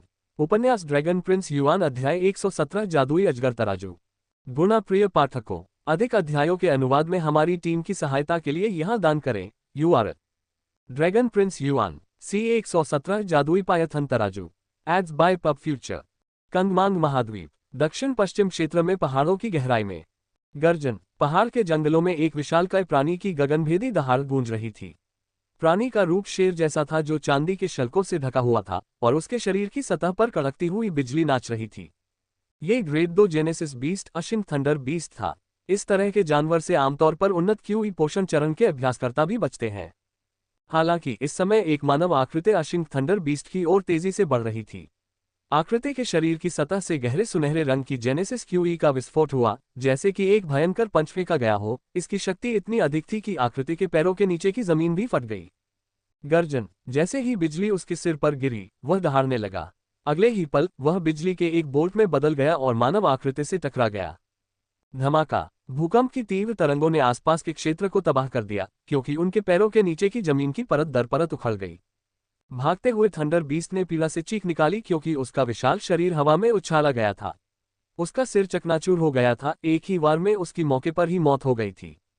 आकृति अशिंग थंडर बीस्ट की लाश पर उतरी, बीस्ट स्पिरिट क्रिस्टल को बाहर निकाला और उसकी कमर पर लटके धब्बेदार काले ब्रश को वापस ले लिया। ब्रश के बाल आगे की ओर बह गए और बीस्ट स्पिरिट को निगल गए। यह मानव आकृति स्वाभाविक रूप से झोउ युआन थी, जो महान झोउ साम्राज्य छोड़कर आई थी। ग्रेट झोउ साम्राज्य को छोड़े हुए उसे पूरे 2 महीने हो चुके थे। इन 2 महीनों में याओ याओ और वह कई क्षेत्रों से गुजरे थे। हालांकि उन्होंने जो रास्ते चुने थे, उनमें से ज्यादातर गहरे पहाड़ों और घने जंगलों से होकर गुजरे थे, क्योंकि सिर्फ ऐसी जगहों पर ही कोई व्यक्ति प्रशिक्षण के उद्देश्य से कई जेनेसिस जानवरों से मिल सकता था।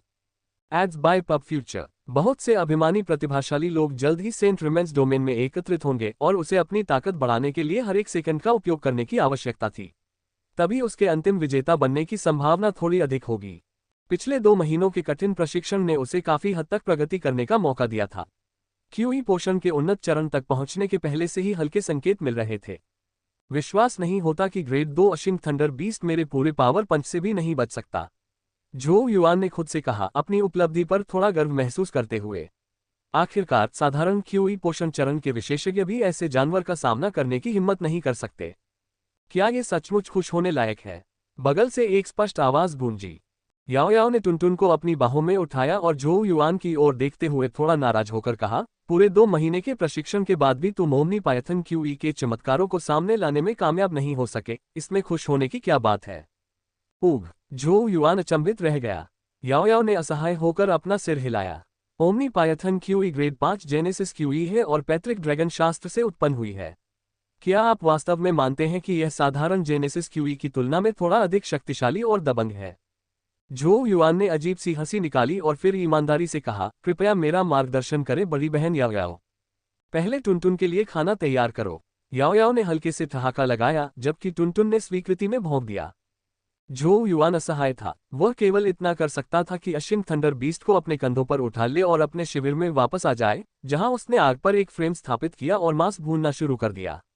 पिछले 2 महीनों से वह ऐसे काम कर रहा था। इस प्रकार अब उसकी हरकतें सहज और अभ्यासपूर्ण हो गई थीं।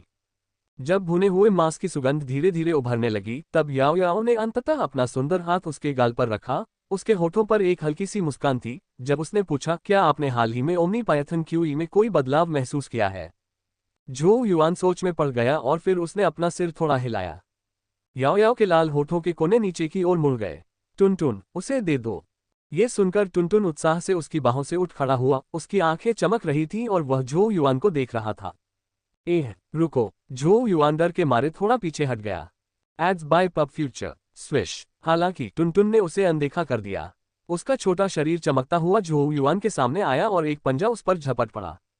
झोउ युआन ने जल्दी से अपनी बाहें ऊपर उठाई, जैसे ही गहरे सुनहरे रंग की जेनेसिस क्यूई बाहर निकली। धप। टुनटुन का छोटा सा पंजा जमीन पर पड़ा और झोउ युआन तुरंत उड़ गया, मानो उसे कोई भारी झटका लगा हो। वह एक विशाल पेड़ से टकराया। उसकी भुजाओं में तेज दर्द होने लगा।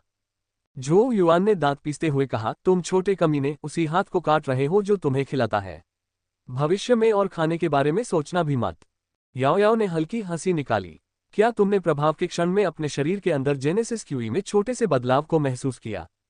झोउ युआन ने टुनटुन को बुरी तरह घूरा, फिर खुद से ही बुदबुदाते हुए, कुछ हिचकिचाते हुए उसने जवाब दिया, ऐसा लगता है जैसे ओमनी पायथन क्यूई मुझे मारा जाने पर मेरे मांस और खून में विलीन हो जाना चाहता था।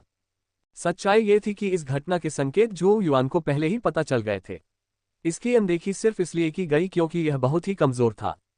याओ याओ ने धीरे से कहा, उस भावना को समझें और प्रकृति को अपना काम करने दें। टुनटुन। याओ याओ ने एक बार फिर पुकारा। टुनटुन ने जवाब में भौंकते हुए झोउ युआन की ओर देखा। हालांकि ऐसा लग रहा था कि वह हिचकिचा रहा था, जैसे कि झो युआन की धमकी कि वह उसे पहले कोई खाना नहीं देगा वास्तव में काम कर गई थी। ले आओ, झू युआन ने यह देखकर नाराज होकर कहा। स्विश। टुटुन ने उत्साह से भौंकते हुए एक बार फिर आगे की ओर छलांग लगाई। उसके छोटे से पंजे में असाधारण शक्ति थी और वह झो युआन की ओर झपटा। पब फ्यूचर द्वारा विज्ञापन। झो युआन की अभिव्यक्ति गंभीर हो गई। हालांकि इस बार जैसे ही टुनटुन का छोटा पंजा आया, उसने अपने शरीर के भीतर जेनेसिस क्यूई में होने वाले सूक्ष्म परिवर्तन को महसूस करने पर ध्यान केंद्रित किया। निश्चित रूप से उसने पाया कि कुछ जेनेसिस क्यूई अपने आप ही उसकी भुजाओं के मांस और रक्त में विलीन हो रही थी। हालांकि झो युआन के शरीर ने कुछ प्रतिरोध किया, जिससे जेनेसिस क्यूई को उसमें विलीन होने से रोका गया। झो युआन को कुछ समझ में आया और उसने तुरंत एक विचार के साथ अपने शरीर को पूरी तरह से शिथिल कर दिया। इस क्रिया के साथ ही प्रतिरोध फीका पड़ गया और ओमनी पायथन क्यू की किस्में उसकी बाहों में विलीन होने लगी। जैसे ही यह हुआ, झो युआन ने अपनी भुजाओं पर एक हल्की हरी चमक उभरती देखी। इसके बाद उसने आश्चर्य से देखा कि कैसे हरे रंग की शल्कें उगने लगी। हरे रंग के शल्कों में अजगर के शल्कों जैसी चमक छिपी हुई थी। धप। टुनटुन का पंजा नीचे की ओर झुका और झो युआन फिर से एक दर्जन कदम पीछे उड़ गया। हालांकि इस बार उसे अपनी बाहों से उतना दर्द महसूस नहीं हुआ। यह स्पष्ट था कि अधिकांश बल उसकी बाहों पर उभरे हुए शल्कों द्वारा बिखर गया था। यह क्या है? झो युआन ने चौंक कर बुदबुदाया। एक विचार के साथ उसकी बाह पर हरे रंग की पपड़ियां तेजी से पीछे हट गईं। पिछला दृश्य हरे तराजू की मजबूत रक्षात्मक शक्तियों को प्रदर्शित करने के लिए पहले से ही पर्याप्त था। याओ याओ ने यह देखकर मंद मंद मुस्कुराकर उत्तर दिया, यह ओमनी पायथन क्यूई का पहला आश्चर्य है, जादुई पायथन स्केल्स। जादुई अजगर तराजू। झो युआन हैरान रह गया। जब शरीर पर हमला होता है तो ओमनी पायथन क्यूई अपने मालिक की स्वचालित रूप से रक्षा करेगा। जेनेसिस क्यूई शरीर में विलीन हो जाएगा, जिससे इसकी रक्षा के लिए कवच की एक परत बन जाएगी। कहा जाता है कि इस जादुई अजगर तराजू के 3 स्तर हैं, जो तराजू के रंग से दर्शाए गए हैं। पहला स्तर हरा है, दूसरा सुनहरा है और तीसरा बैंगनी सुनहरा है। याओ याओ ने धीमे स्वर में कहा, यदि आप बैंगनी स्वर्ण स्तर तक पहुंच सकते हैं तो अल्फा ओरिजिन विशेषज्ञ की पूरी शक्ति भी आपकी सुरक्षा को तोड़ने में सक्षम नहीं होगी। सस। झो युआन ने ठंडी हवा में सांस ली। उसे यकीन नहीं हो रहा था कि जादुई अजगर तराजू में इतनी पागलपन भरी रक्षात्मक शक्ति होगी। ओमनी पायथन क्यों अद्भुत है। झो युआन जोर से प्रशंसा करने से खुद को रोक नहीं सका। हालांकि टुनटुन का पिछला हमला गंभीर नहीं था, लेकिन इसमें इतनी शक्ति थी कि यह शुरुआती स्वर्ग द्वार मंच के अभ्यासी से मेल खा सके। फिर भी हमला तराजू को तोड़ने में असमर्थ था। दूसरे शब्दों में, हरे जादुई पायथन तराजू एक शुरुआती स्वर्ग द्वार विशेषज्ञ के हमलों को रोकने में सक्षम थे। जादुई अजगर तराजू के संरक्षण के साथ झो युआन अब एक कुलीन प्रारंभिक स्वर्ग द्वार विशेषज्ञ के खिलाफ भी लड़ाई लड़ने में सक्षम होगा। पैट्रिक ड्रैगन शास्त्र के ग्रेड 5 ओमनी पायथन क्यू ने अंततः अपनी अद्भुत शक्ति का एक निशान प्रकट करना शुरू कर दिया था।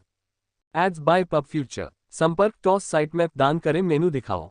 उपन्यास ऑनलाइन पूरा पढ़े। उपन्यास बिन। उपन्यास ड्रैगन प्रिंस युआन अध्याय 118 गु प्रदेश। गुणा प्रिय पाठकों, अधिक अध्यायों के अनुवाद में हमारी टीम की सहायता के लिए यहां दान करें। URL dragon Prince Yuan. Gu क्षेत्र। Ads by pub future. पहाड़ों की गहराई में एक निश्चित शिविर स्थल की अलाव के पास टुनटुन के पेट में लगभग पूरा भुना हुआ अशिंग थंडर बीस्ट घुस चुका था। दूसरी ओर झो युआन हाल ही में खोजे गए जादुई पायथन स्केल्स में पूरी तरह डूबा हुआ था और लगातार उसे सक्रिय कर रहा था। समय समय पर उसकी भुजाओं, मुट्ठियों और चेहरे पर हरे रंग के शल्क उभर आते थे, जैसे सुरक्षा कवच की एक परत हो। याओ याओ एक नक्शा पकड़े हुए थी और मार्ग की पुष्टि करते हुए उसने कहा, हमें अगले 3 दिनों में इन पहाड़ों से बाहर निकल जाना चाहिए। इन पहाड़ों को छोड़ने के बाद हम गु क्षेत्र के नाम से जाने जाने वाले क्षेत्र में पहुंचेंगे। ये किसी साम्राज्य के शासन के अंतर्गत नहीं आता है, बल्कि गु कबीले नामक एक प्रभावशाली परिवार द्वारा शासित है। गु क्षेत्र में गु कबीला स्थानीय तानाशाह के समान है। याओ याओ ने विस्तार से बताया। वह कैनमांग महाद्वीप के विभिन्न क्षेत्रों और इलाकों के बारे में बहुत सारी सामग्री साथ लाई थी और इसलिए कुछ जांच के बाद सभी प्रकार की जानकारी प्राप्त करने में सक्षम थी। गु क्षेत्र पहले से ही केंद्रीय क्षेत्र का हिस्सा है और संत अवशेष डोमेन के अपेक्षाकृत करीब है। याओ याओ ने थोड़ा मुस्कुराया, एक मुस्कान जो अलाव की रोशनी के नीचे बेहद चमकदार दिखाई दे रही थी। जहां तक गु कबीले की बात है, मैंने जो पढ़ा है उसके अनुसार वे थोड़े दिलचस्प लगते हैं। याओ याओ ने अपनी पतली उंगली बढ़ाकर नक्शे के एक निश्चित क्षेत्र पर हल्के से टैप किया। ओह! झो युआन ने आश्चर्य से अपना सिर उठाया। ऐसी बहुत सी चीजें नहीं थी जो याओ याओ की रुचि को आकर्षित कर सकती थीं। याओ याओ ने कुछ दिलचस्पी के साथ समझाया, गु कबीले के सदस्यों में बहुत मजबूत आत्माएं हैं, इसलिए गु कबीला जेनेसिस रून्स में कुशल कबीला है। झो युआन हैरान रह गया। क्या ये हो सकता है कि गू कबीले के पास आत्मा को शांत करने की कोई विधि है? केवल एक आत्मा तड़का विधि कबीले के सदस्यों की आत्माओं को मजबूत बनाने में सक्षम नहीं होगी, प्रतिभा भी एक कारक है। याओ याओ ने आगे बोलने से पहले अपना सिर हिलाया। ऐसा लगता है कि इस गू कबीले के पास एक आत्मा शोधन टॉवर है जहां किसी की आत्मा को तड़का लगाया जा सकता है।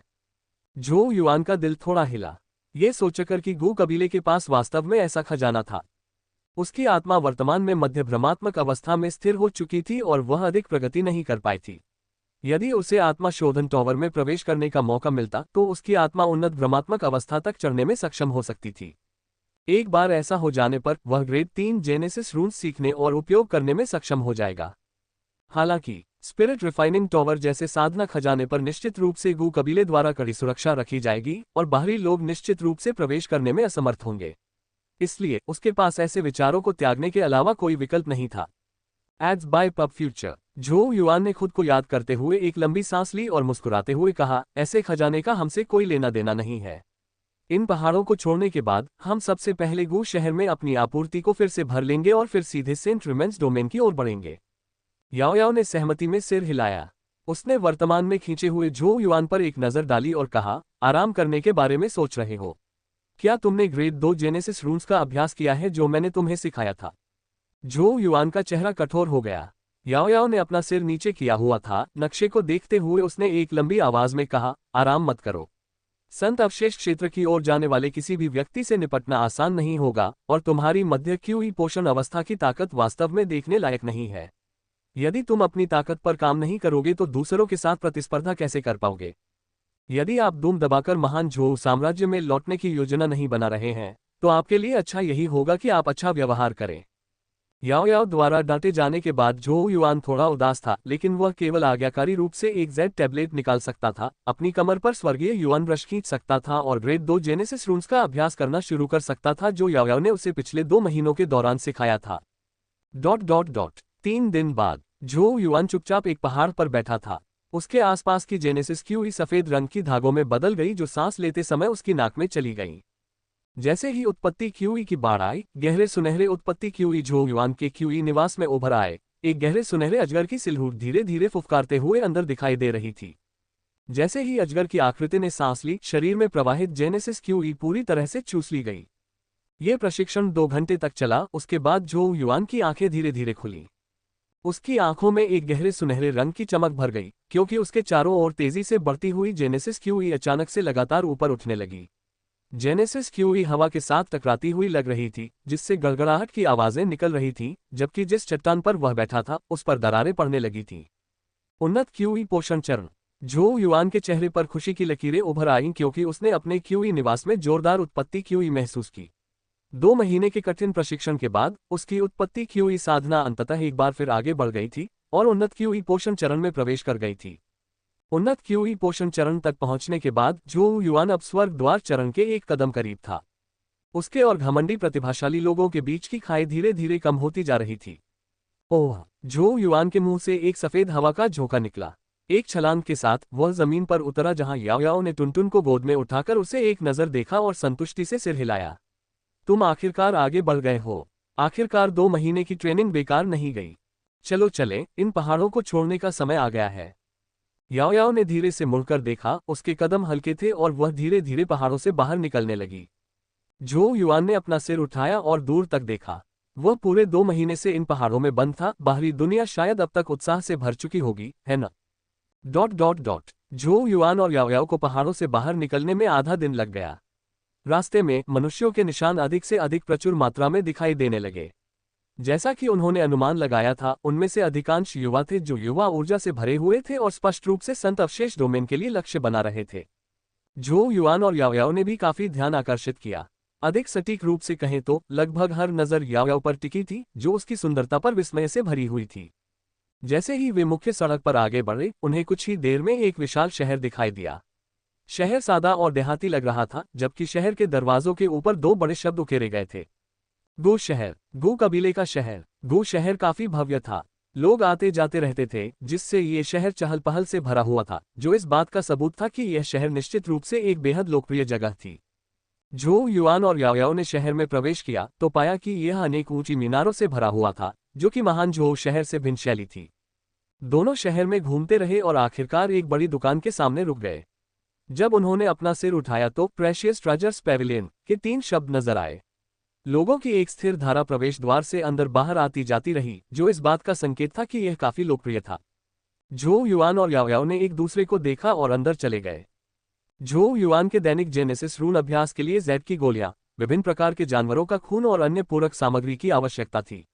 उन्हें पहाड़ों में अपने 2 महीनों के दौरान इस्तेमाल की गई दैनिक जरूरतों को फिर से भरने की भी जरूरत थी। एड्स बाय पब फ्यूचर कीमती खजाने मंडप स्पष्ट रूप से झो युआन की जरूरतों को पूरा करने में सक्षम था। जब वे इमारत में दाखिल हुए तो सबसे पहले उनका स्वागत भव्य सजावट से हुआ। क्रिस्टल लैंप की रोशनी में सब कुछ जगमगा रहा था। शायद इसलिए कि गू कबीले को जेनेसिस रून्स में विशेषज्ञता प्राप्त थी, इमारत में सभी प्रकार के तैयार जेनेसिस रून्स बेचे जाते थे। हालांकि जब झो युआन ने एक नजर डाली तो वह तुरंत उनकी कीमतों से हैरान रह गया।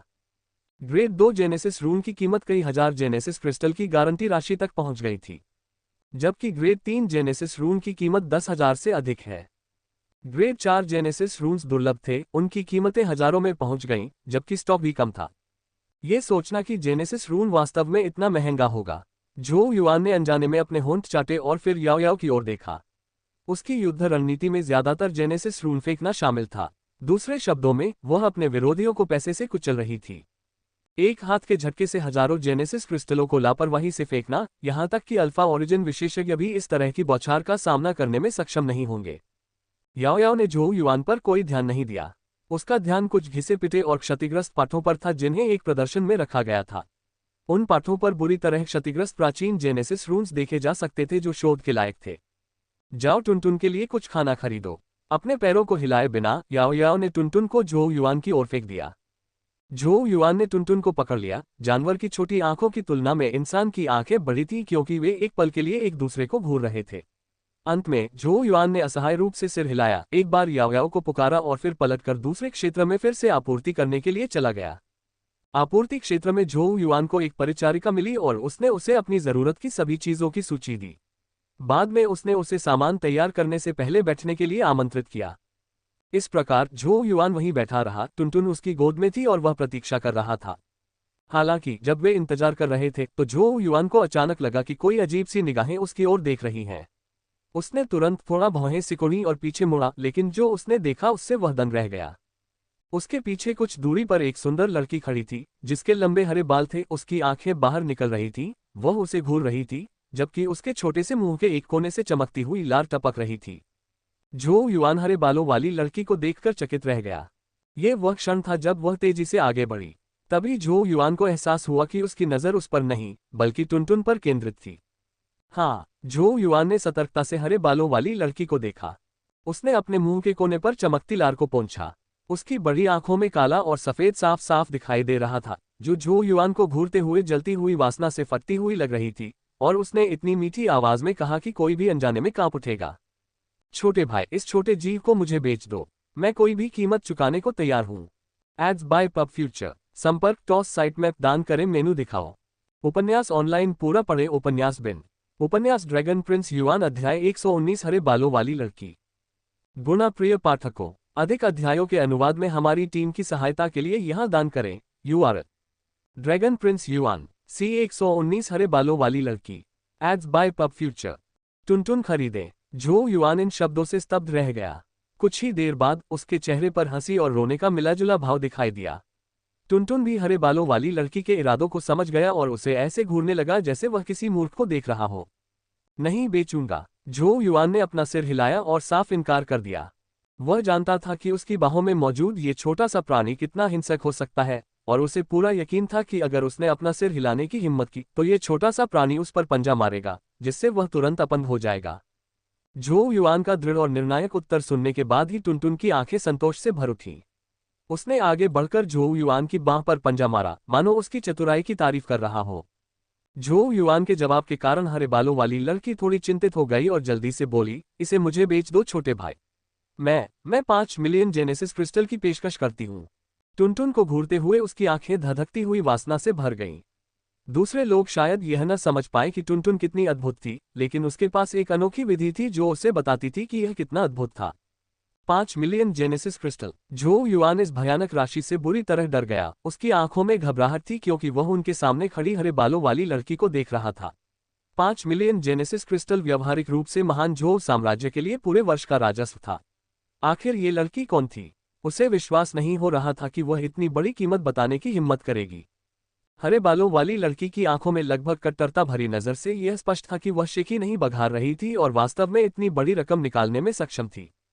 तो ये सच है कि मैं महान झो साम्राज्य के बाहर सभी प्रकार के पात्रों का सामना करूंगा। झो युआन ने अपने दिल में आह भरी। महान झो साम्राज्य में किसी ऐसे व्यक्ति से मिलना लगभग असंभव होगा जो तुरंत 5 मिलियन जेनेसिस क्रिस्टल की बोली लगा सके। हालांकि भले ही वह 5 मिलियन जेनेसिस क्रिस्टल से थोड़ा चौंक गया था, झो युआन ने बिना किसी हिचकिचाहट के अस्वीकार करने के लिए अपना सिर हिलाया। Ads by pub future. मजाक मत करो, ऐसा नहीं था कि वह नहीं जानता था कि टुनटुन कितना रहस्यमय है।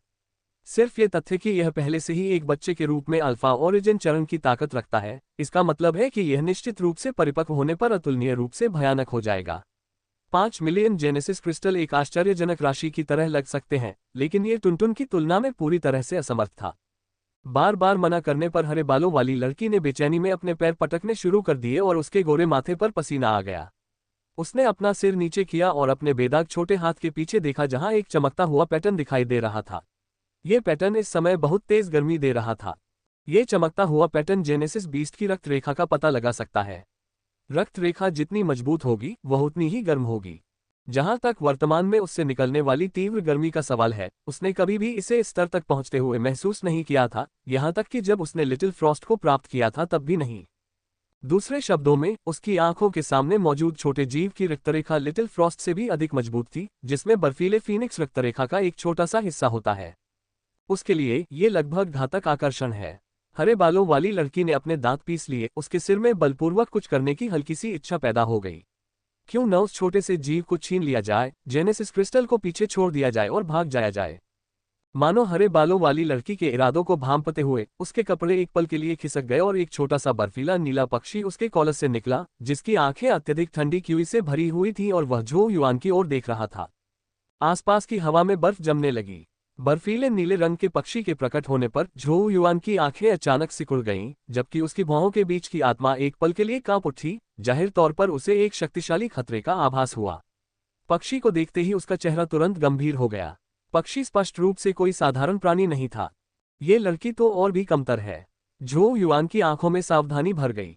तथ्य यह है कि उसके पास इतना दुर्जय जेनेसिस बीस्ट था जो दर्शाता था कि वह कोई साधारण चरित्र नहीं थी। झो युआन की बाहों में टुनटुन की लगभग पूरी तरह से बंद आंखें थोड़ी खुली और उसकी नजर उस छोटे से पक्षी की ओर गई। उसका मुंह थोड़ा खुला, उसके अंदर हल्की काली रोशनी नाच रही थी और उसके गले से एक गुर्राहट निकल रही थी। Ads by pub future. Tuntun ने स्पष्ट रूप से महसूस कर लिया था कि उस छोटी चिड़िया ने झो युआन के प्रति हल्की शत्रुता का भाव प्रकट किया था। टुनटुन की चेतावनी भरी दहाड़ के जवाब में छोटी चिड़िया थोड़ा कांपी, कई बार सांस लेने में हिचकिचाहट महसूस की, फिर उसका सिर धीरे धीरे लड़की के कब्जों में वापस चला गया। हरे बालों वाली लड़की का चेहरा तुरंत ही अपने सबसे मजबूत लिटिल फ्रॉस्ट को भयभीत देखकर टूट गया। ऐसा लग रहा था कि बलपूर्वक रास्ता काम नहीं करने वाला था, इसलिए वह केवल झो युआन की ओर दयनीय दृष्टि से देख सकती थी। छोटे भाई, आप इसे किस कीमत पर बेचने को तैयार हैं? कैसे हो? हरे बालों वाली लड़की ने अपने दिमाग को खंगालना शुरू कर दिया। कैसे हो अगर मैं तुम्हें 1000 जानवरों के साम्राज्य में एक ड्यूकडम दे दूं? तुम 1000 जानवरों के साम्राज्य से किसी भी खेती के संसाधन के लिए पूछ सकते हो। 1000 जानवरों के साम्राज्य में एक ड्यूकडम। झो युआन हैरान रह गया। वह इस साम्राज्य के नाम से अपरिचित नहीं था। महान झो साम्राज्य को अपनी सांस लेने का समय मिलने का मुख्य कारण ये था कि महान वो साम्राज्य 1000 जानवरों के साम्राज्य और तलवार साम्राज्य के साथ युद्ध कर रहा था। ये तथ्य कि उसके सामने खड़ी लड़की इतनी आसानी से 1000 जानवरों के साम्राज्य का ड्यूकडम दे सकती थी, इसका मतलब था कि संभवतः उसकी कोई अद्भुत स्थिति थी। हालांकि झो युआन ने अंततः अपना सिर हिला दिया। चूंकि आप देख सकते हैं कि यह कितना असाधारण है, इसलिए आपको ये भी समझना चाहिए कि यह अमूल्य है। मैं इसे नहीं बेचूंगा, इसलिए कृपया इस तरह के विचार मन में लाना बंद करें। जैसे ही उसने बोलना समाप्त किया, पहले वाला अटेंडेंट आखिरकार वापस आया और उसे सूचित किया कि सब कुछ तैयार है। उसने जेनेसिस क्रिस्टल का भुगतान किया, आइटम को अपने यूनिवर्स बैग में रखा और जाने के लिए मुड़ गया। हरे बालों वाली लड़की ने झो युआन की पीठ को निराश भाव से देखा। उसके लिए जेनेसिस बीस्ट का सामना करना आसान नहीं था, जिसके पास इतना शक्तिशाली रक्तवंश है, लेकिन उसके पास पहले से ही एक मालिक है जो उसे बेचने के लिए तैयार नहीं था। नहीं नहीं, मैं हार नहीं मान सकता। लेकिन हरे बालों वाली लड़की ने जल्द ही अपने पैर पटकने शुरू कर दिए। उस रहस्यमयी छोटे जानवर को पाना उसके लिए बहुत मददगार साबित होगा, इसलिए वह इतनी आसानी से हार नहीं मान सकती थी। Ads by pub future. यदि आप इसे मुझे बेचना नहीं चाहते तो मैं आपका पीछा करता रहूंगा। हरे बालों वाली लड़की की आंखें सोच में डूब गईं और फिर वह तेजी से झो युआन के पास पहुंच गई। छोटे भाई, तुम्हारा नाम क्या है? छोटे भाई, तुम कहां से आए हो? छोटे भाई, क्या तुम भी सेंट रिमेंस डोमेन जा रहे हो? हम एक टीम बना सकते हैं। मैं काफी मजबूत हूं और निश्चित रूप से बोझ नहीं बनूंगा। उद्धरण चिन्ह dot dot dot dot dot dot उद्धरण चिन्ह। कई कदम चलने के बाद झो युआन के सिर की नसें लगभग उखड़ने ही वाली थीं। उसने गहरी सांस ली, फिर पीछे मुड़ा और हरे बालों वाली एक लड़की की ओर देखा जो उसका पीछा कर रही थी। झो युआन ने चिढ़कर कहा, तुम मेरा पीछा क्यों कर रहे हो? हरे बालों वाली लड़की ने बड़ी मुस्कान के साथ जवाब दिया, हमारा मिलना किस्मत की बात है, इतना ठंडा होने की क्या जरूरत है? क्या हम एक दूसरे को बेहतर तरीके से नहीं जान सकते? झो युआन के मुंह के कोने चिढ़कर फड़क उठे। कौन नहीं बता सकता कि तुम टुनटुन पर कोई साजिश रच रहे हो? इसलिए उसने लड़की पर कोई ध्यान नहीं दिया और अपने कदम तेज कर दिए और उस स्थान की ओर चल पड़ा जहां याओ थी। ये देखकर हरे बालों वाली लड़की ने हठपूर्वक उसका पीछा किया तथा अपनी चिल्लाहट को उसके दिमाग में घुसाने लगी। दोनों एक आखिरी हॉल से गुजरे, तभी झो युआन उस जगह की ओर देखने के लिए मुड़ा जहां याओ पहले गया था। उसकी आंखें तुरंत चौड़ी हो गईं। पास में लगे प्रदर्शन में याओ अभी भी अंदर क्षतिग्रस्त प्राचीन ग्रंथों पर ध्यान केंद्रित कर रही थी। हालांकि अब उसके बगल में एक सफेद पोशाक में एक युवक था। वह युवक काफी सुंदर था और एक सुसंस्कृत और परिष्कृत आभा वाला था। वह याओ के बगल में खड़ा होकर गर्मजोशी से मुस्कुराया, जैसे कि लगातार कुछ कहने की कोशिश कर रहा हो। उसके पीछे पीछे कई नौकरानियां चल रही थीं। जहां भी याओ के कदम रुकते वह अपना हाथ हिलाता और उन सभी क्षतिग्रस्त ग्रंथों को खरीद लेता जिन पर उसकी नजर रुकी हुई थी। इस प्रकार कुछ ही मिनटों में नौकरानियों की बाहें फूलकर पूरी तरह से भर गईं और आसपास के लोगों की निगाहें उन पर टिक गईं। झो युआन ने अपने सिर के पीछे हाथ खुजलाया, इस दृश्य से थोड़ा हैरान था। क्या हो रहा था? Ads by pub future. संपर्क टॉस साइट मैप दान करें। मेनू दिखाओ। उपन्यास ऑनलाइन पूरा पढ़े। उपन्यास बिन। उपन्यास ड्रैगन प्रिंस युआन अध्याय 120 गुलैंग। गुणा प्रिय पाठकों, अधिक अध्यायों के अनुवाद में हमारी टीम की सहायता के लिए यहाँ दान करें। URL ड्रैगन प्रिंस युआन गुलैंग पब फ्यूचर द्वारा विज्ञापन। गुलैंग का मूड आज बहुत अच्छा था, खास तौर पर जब उसने प्रेशियस ट्रेजर्स पेविलियन में एक अनोखी और मनमोहक लड़की को देखा जो अब उसके सामने थी। इससे उसका पहले से ही अच्छा मूड और भी बढ़िया हो गया। गू कबीले के युवा स्वामी के रूप में गू लांग का गू क्षेत्र में दर्जा स्पष्ट रूप से बहुत ऊंचा था। इसके अलावा उनके रूप, पहचान, पृष्ठभूमि और खेती की प्रतिभा ने स्वाभाविक रूप से उन्हें क्षेत्र में अपनी पीढ़ी के बीच सबसे उत्कृष्ट व्यक्तियों में से एक बना दिया। पिछले कुछ वर्षों में गू लैंग ने अनगिनत सुंदरियों का सामना किया था और उनमें से किसी के सामने भी अपना संयम बनाए रखने में आश्वस्त था। आज तक जब उसने इस लड़की को हरे रंग में देखा, एक नजर ने ही उसके सारे संयम तोड़ दिए थे। गू लैंग ने कसम खाई कि उसने कभी ऐसी लड़की नहीं देखी जो एक नजर में ही उसे इतना मोहित कर ले। उसका अलग थलग रहना, मानो दुनिया में उसके जैसा कोई और ना हो, उसका रहस्यमय होना, उसकी हवा जैसी अगोचाभा, इन सभी खूबियों ने गू लैंग के दिल में तीव्र इच्छा जगा दी, जिसे लंबे समय से लड़कियों में कोई खास दिलचस्पी नहीं थी। इस प्रकार वह बहुत स्वाभाविक रूप से उस पर प्रहार करने के लिए आगे बढ़ा। दुर्भाग्य से हरे रंग की लड़की गू कबीले के युवा स्वामी के प्रति पूरी तरह से उदासीन थी। इतना कि उसने अपनी नजर भी नहीं उठाए और इसके बजाय प्रदर्शन में क्षतिग्रस्त जेनेसिस रूम से चिपकी रही। इस दुर्लभ असफलता ने गू लांग के दिल में दिलचस्पी जगा दी। गू लैंग आखिरकार एक अनुभवी खिलाड़ी था और बहुत जल्दी उसे प्रवेश बिंदु मिल गया। मिस, क्या आप इन क्षतिग्रस्त जेनेसिस रूम्स में रुचि रखते हैं? हे, मैं बस प्रेशियस ट्रेजर्स पेविलियन का प्रबंधक हूँ। यदि आप चाहें तो मैं आपको वह सब कुछ उपहार में दे सकता हूँ जो आपको पसंद है। गू लैंग ने अपने हाथ में चांदी का पंखा धीरे से हिलाया। उसके चेहरे पर हल्की मुस्कान थी। उसका आत्मविश्वास और सौम्य भाव, साथ ही उसका उदार रवैया वास्तव में कई लड़कियों के दिलों को झकझोरने के लिए पर्याप्त था। हरे रंग की पोशाक वाली लड़की की आंखें कुछ कुछ लहराने लगीं। उसने आखिरकार अपना सिर उठाया और उसकी ओर देखा। सब कुछ मुझे उपहार में दे दोगे? गू लैंग की भूमि में चांदी के पंखे ने धीरे से उसकी हथेली को थपथपाया और उसके दिल में एक प्रसन्नता की भावना उठी। हालांकि सतह पर वह मुस्कुराता रहा और उसने हल्के से सिर हिलाया और एक कोमल आवाज में कहा, वे यहाँ केवल धूल जमा कर रहे हैं। अगर मिस ने उन्हें पसंद किया है तो ये कहा जा सकता है कि उन्होंने उन्हें मूल्य दिया है। हरे रंग की पोशाक वाली लड़की मुस्कुराने लगी। बिना कुछ कहे वह आगे चलने लगी। पब फ्यूचर द्वारा विज्ञापन। गु लैंग ने अपनी उदारता दिखाने में संकोच नहीं किया। उसके हाथ की एक लहर के साथ नौकरानियां उन सभी क्षतिग्रस्त ग्रंथों को वापस लेने के लिए आगे आईं जिन्हें हरी पोशाक वाली लड़की पहले देख रही थी। जैसे जैसे वे आगे बढ़ती गईं, नौकरानियों की बाहों का बोझ बढ़ता गया। इस दृश्य ने काफी लोगों का ध्यान खींचा। हालांकि यहाँ मौजूद लगभग सभी लोग गु लैंग की पहचान जानते थे और हरे रंग की पोशाक वाली लड़की को दया भरी नजरों से देखते हुए मन ही मन अपना सिर हिला रहे थे। गु कबीले के युवा स्वामी ने जिस भी लड़की पर नजर डाली थी, वह अंततः उसके हाथों से बच नहीं सकी। इसी समय झो युआन वहां पहुंचा और संयोगवश उसकी नजर इस दृश्य पर पड़ गई। हालांकि वह नहीं जानता था कि पहले क्या हुआ था, लेकिन एक आम आदमी होने के नाते वह स्वाभाविक रूप से उस युवक की आंखों में याओयाओ के प्रति चाहत देख सकता था। इस आदमी को स्पष्ट रूप से विश्वास था कि इस तरह का तरीका याओयाओ को प्रभावित करेगा। झो युआन ने टुनटुन के कान को चुटकी से दबाते हुए असहाय भाव से कहा, आह, तुम दोनों ही उपद्रवी हो। टुनटुन की वजह से उन्होंने एक हैरान कर देने वाली हरी बालों वाली लड़की का ध्यान आकर्षित किया था, जबकि याओयाओ की तरफ उसकी सुंदरता और आभा ने एक कामुक लड़के को आकर्षित किया था। झो युआन अपना सिर हिलाते हुए आगे बढ़ा। याओयाओ को झो युआन के आगमन का आभास हो गया था। उसने तुरंत अपना खूबसूरत चेहरा झो युआन को देखने के लिए उठाया। उसके गुलाबी होठों के कोने थोड़े ऊपर उठे और उसने पूछा, क्या तुमने सब कुछ खरीद लिया है? झो युआन ने सिर हिलाया। गु लैंग ने जब ये देखा तो उसकी आंखें सिकुड़ गईं।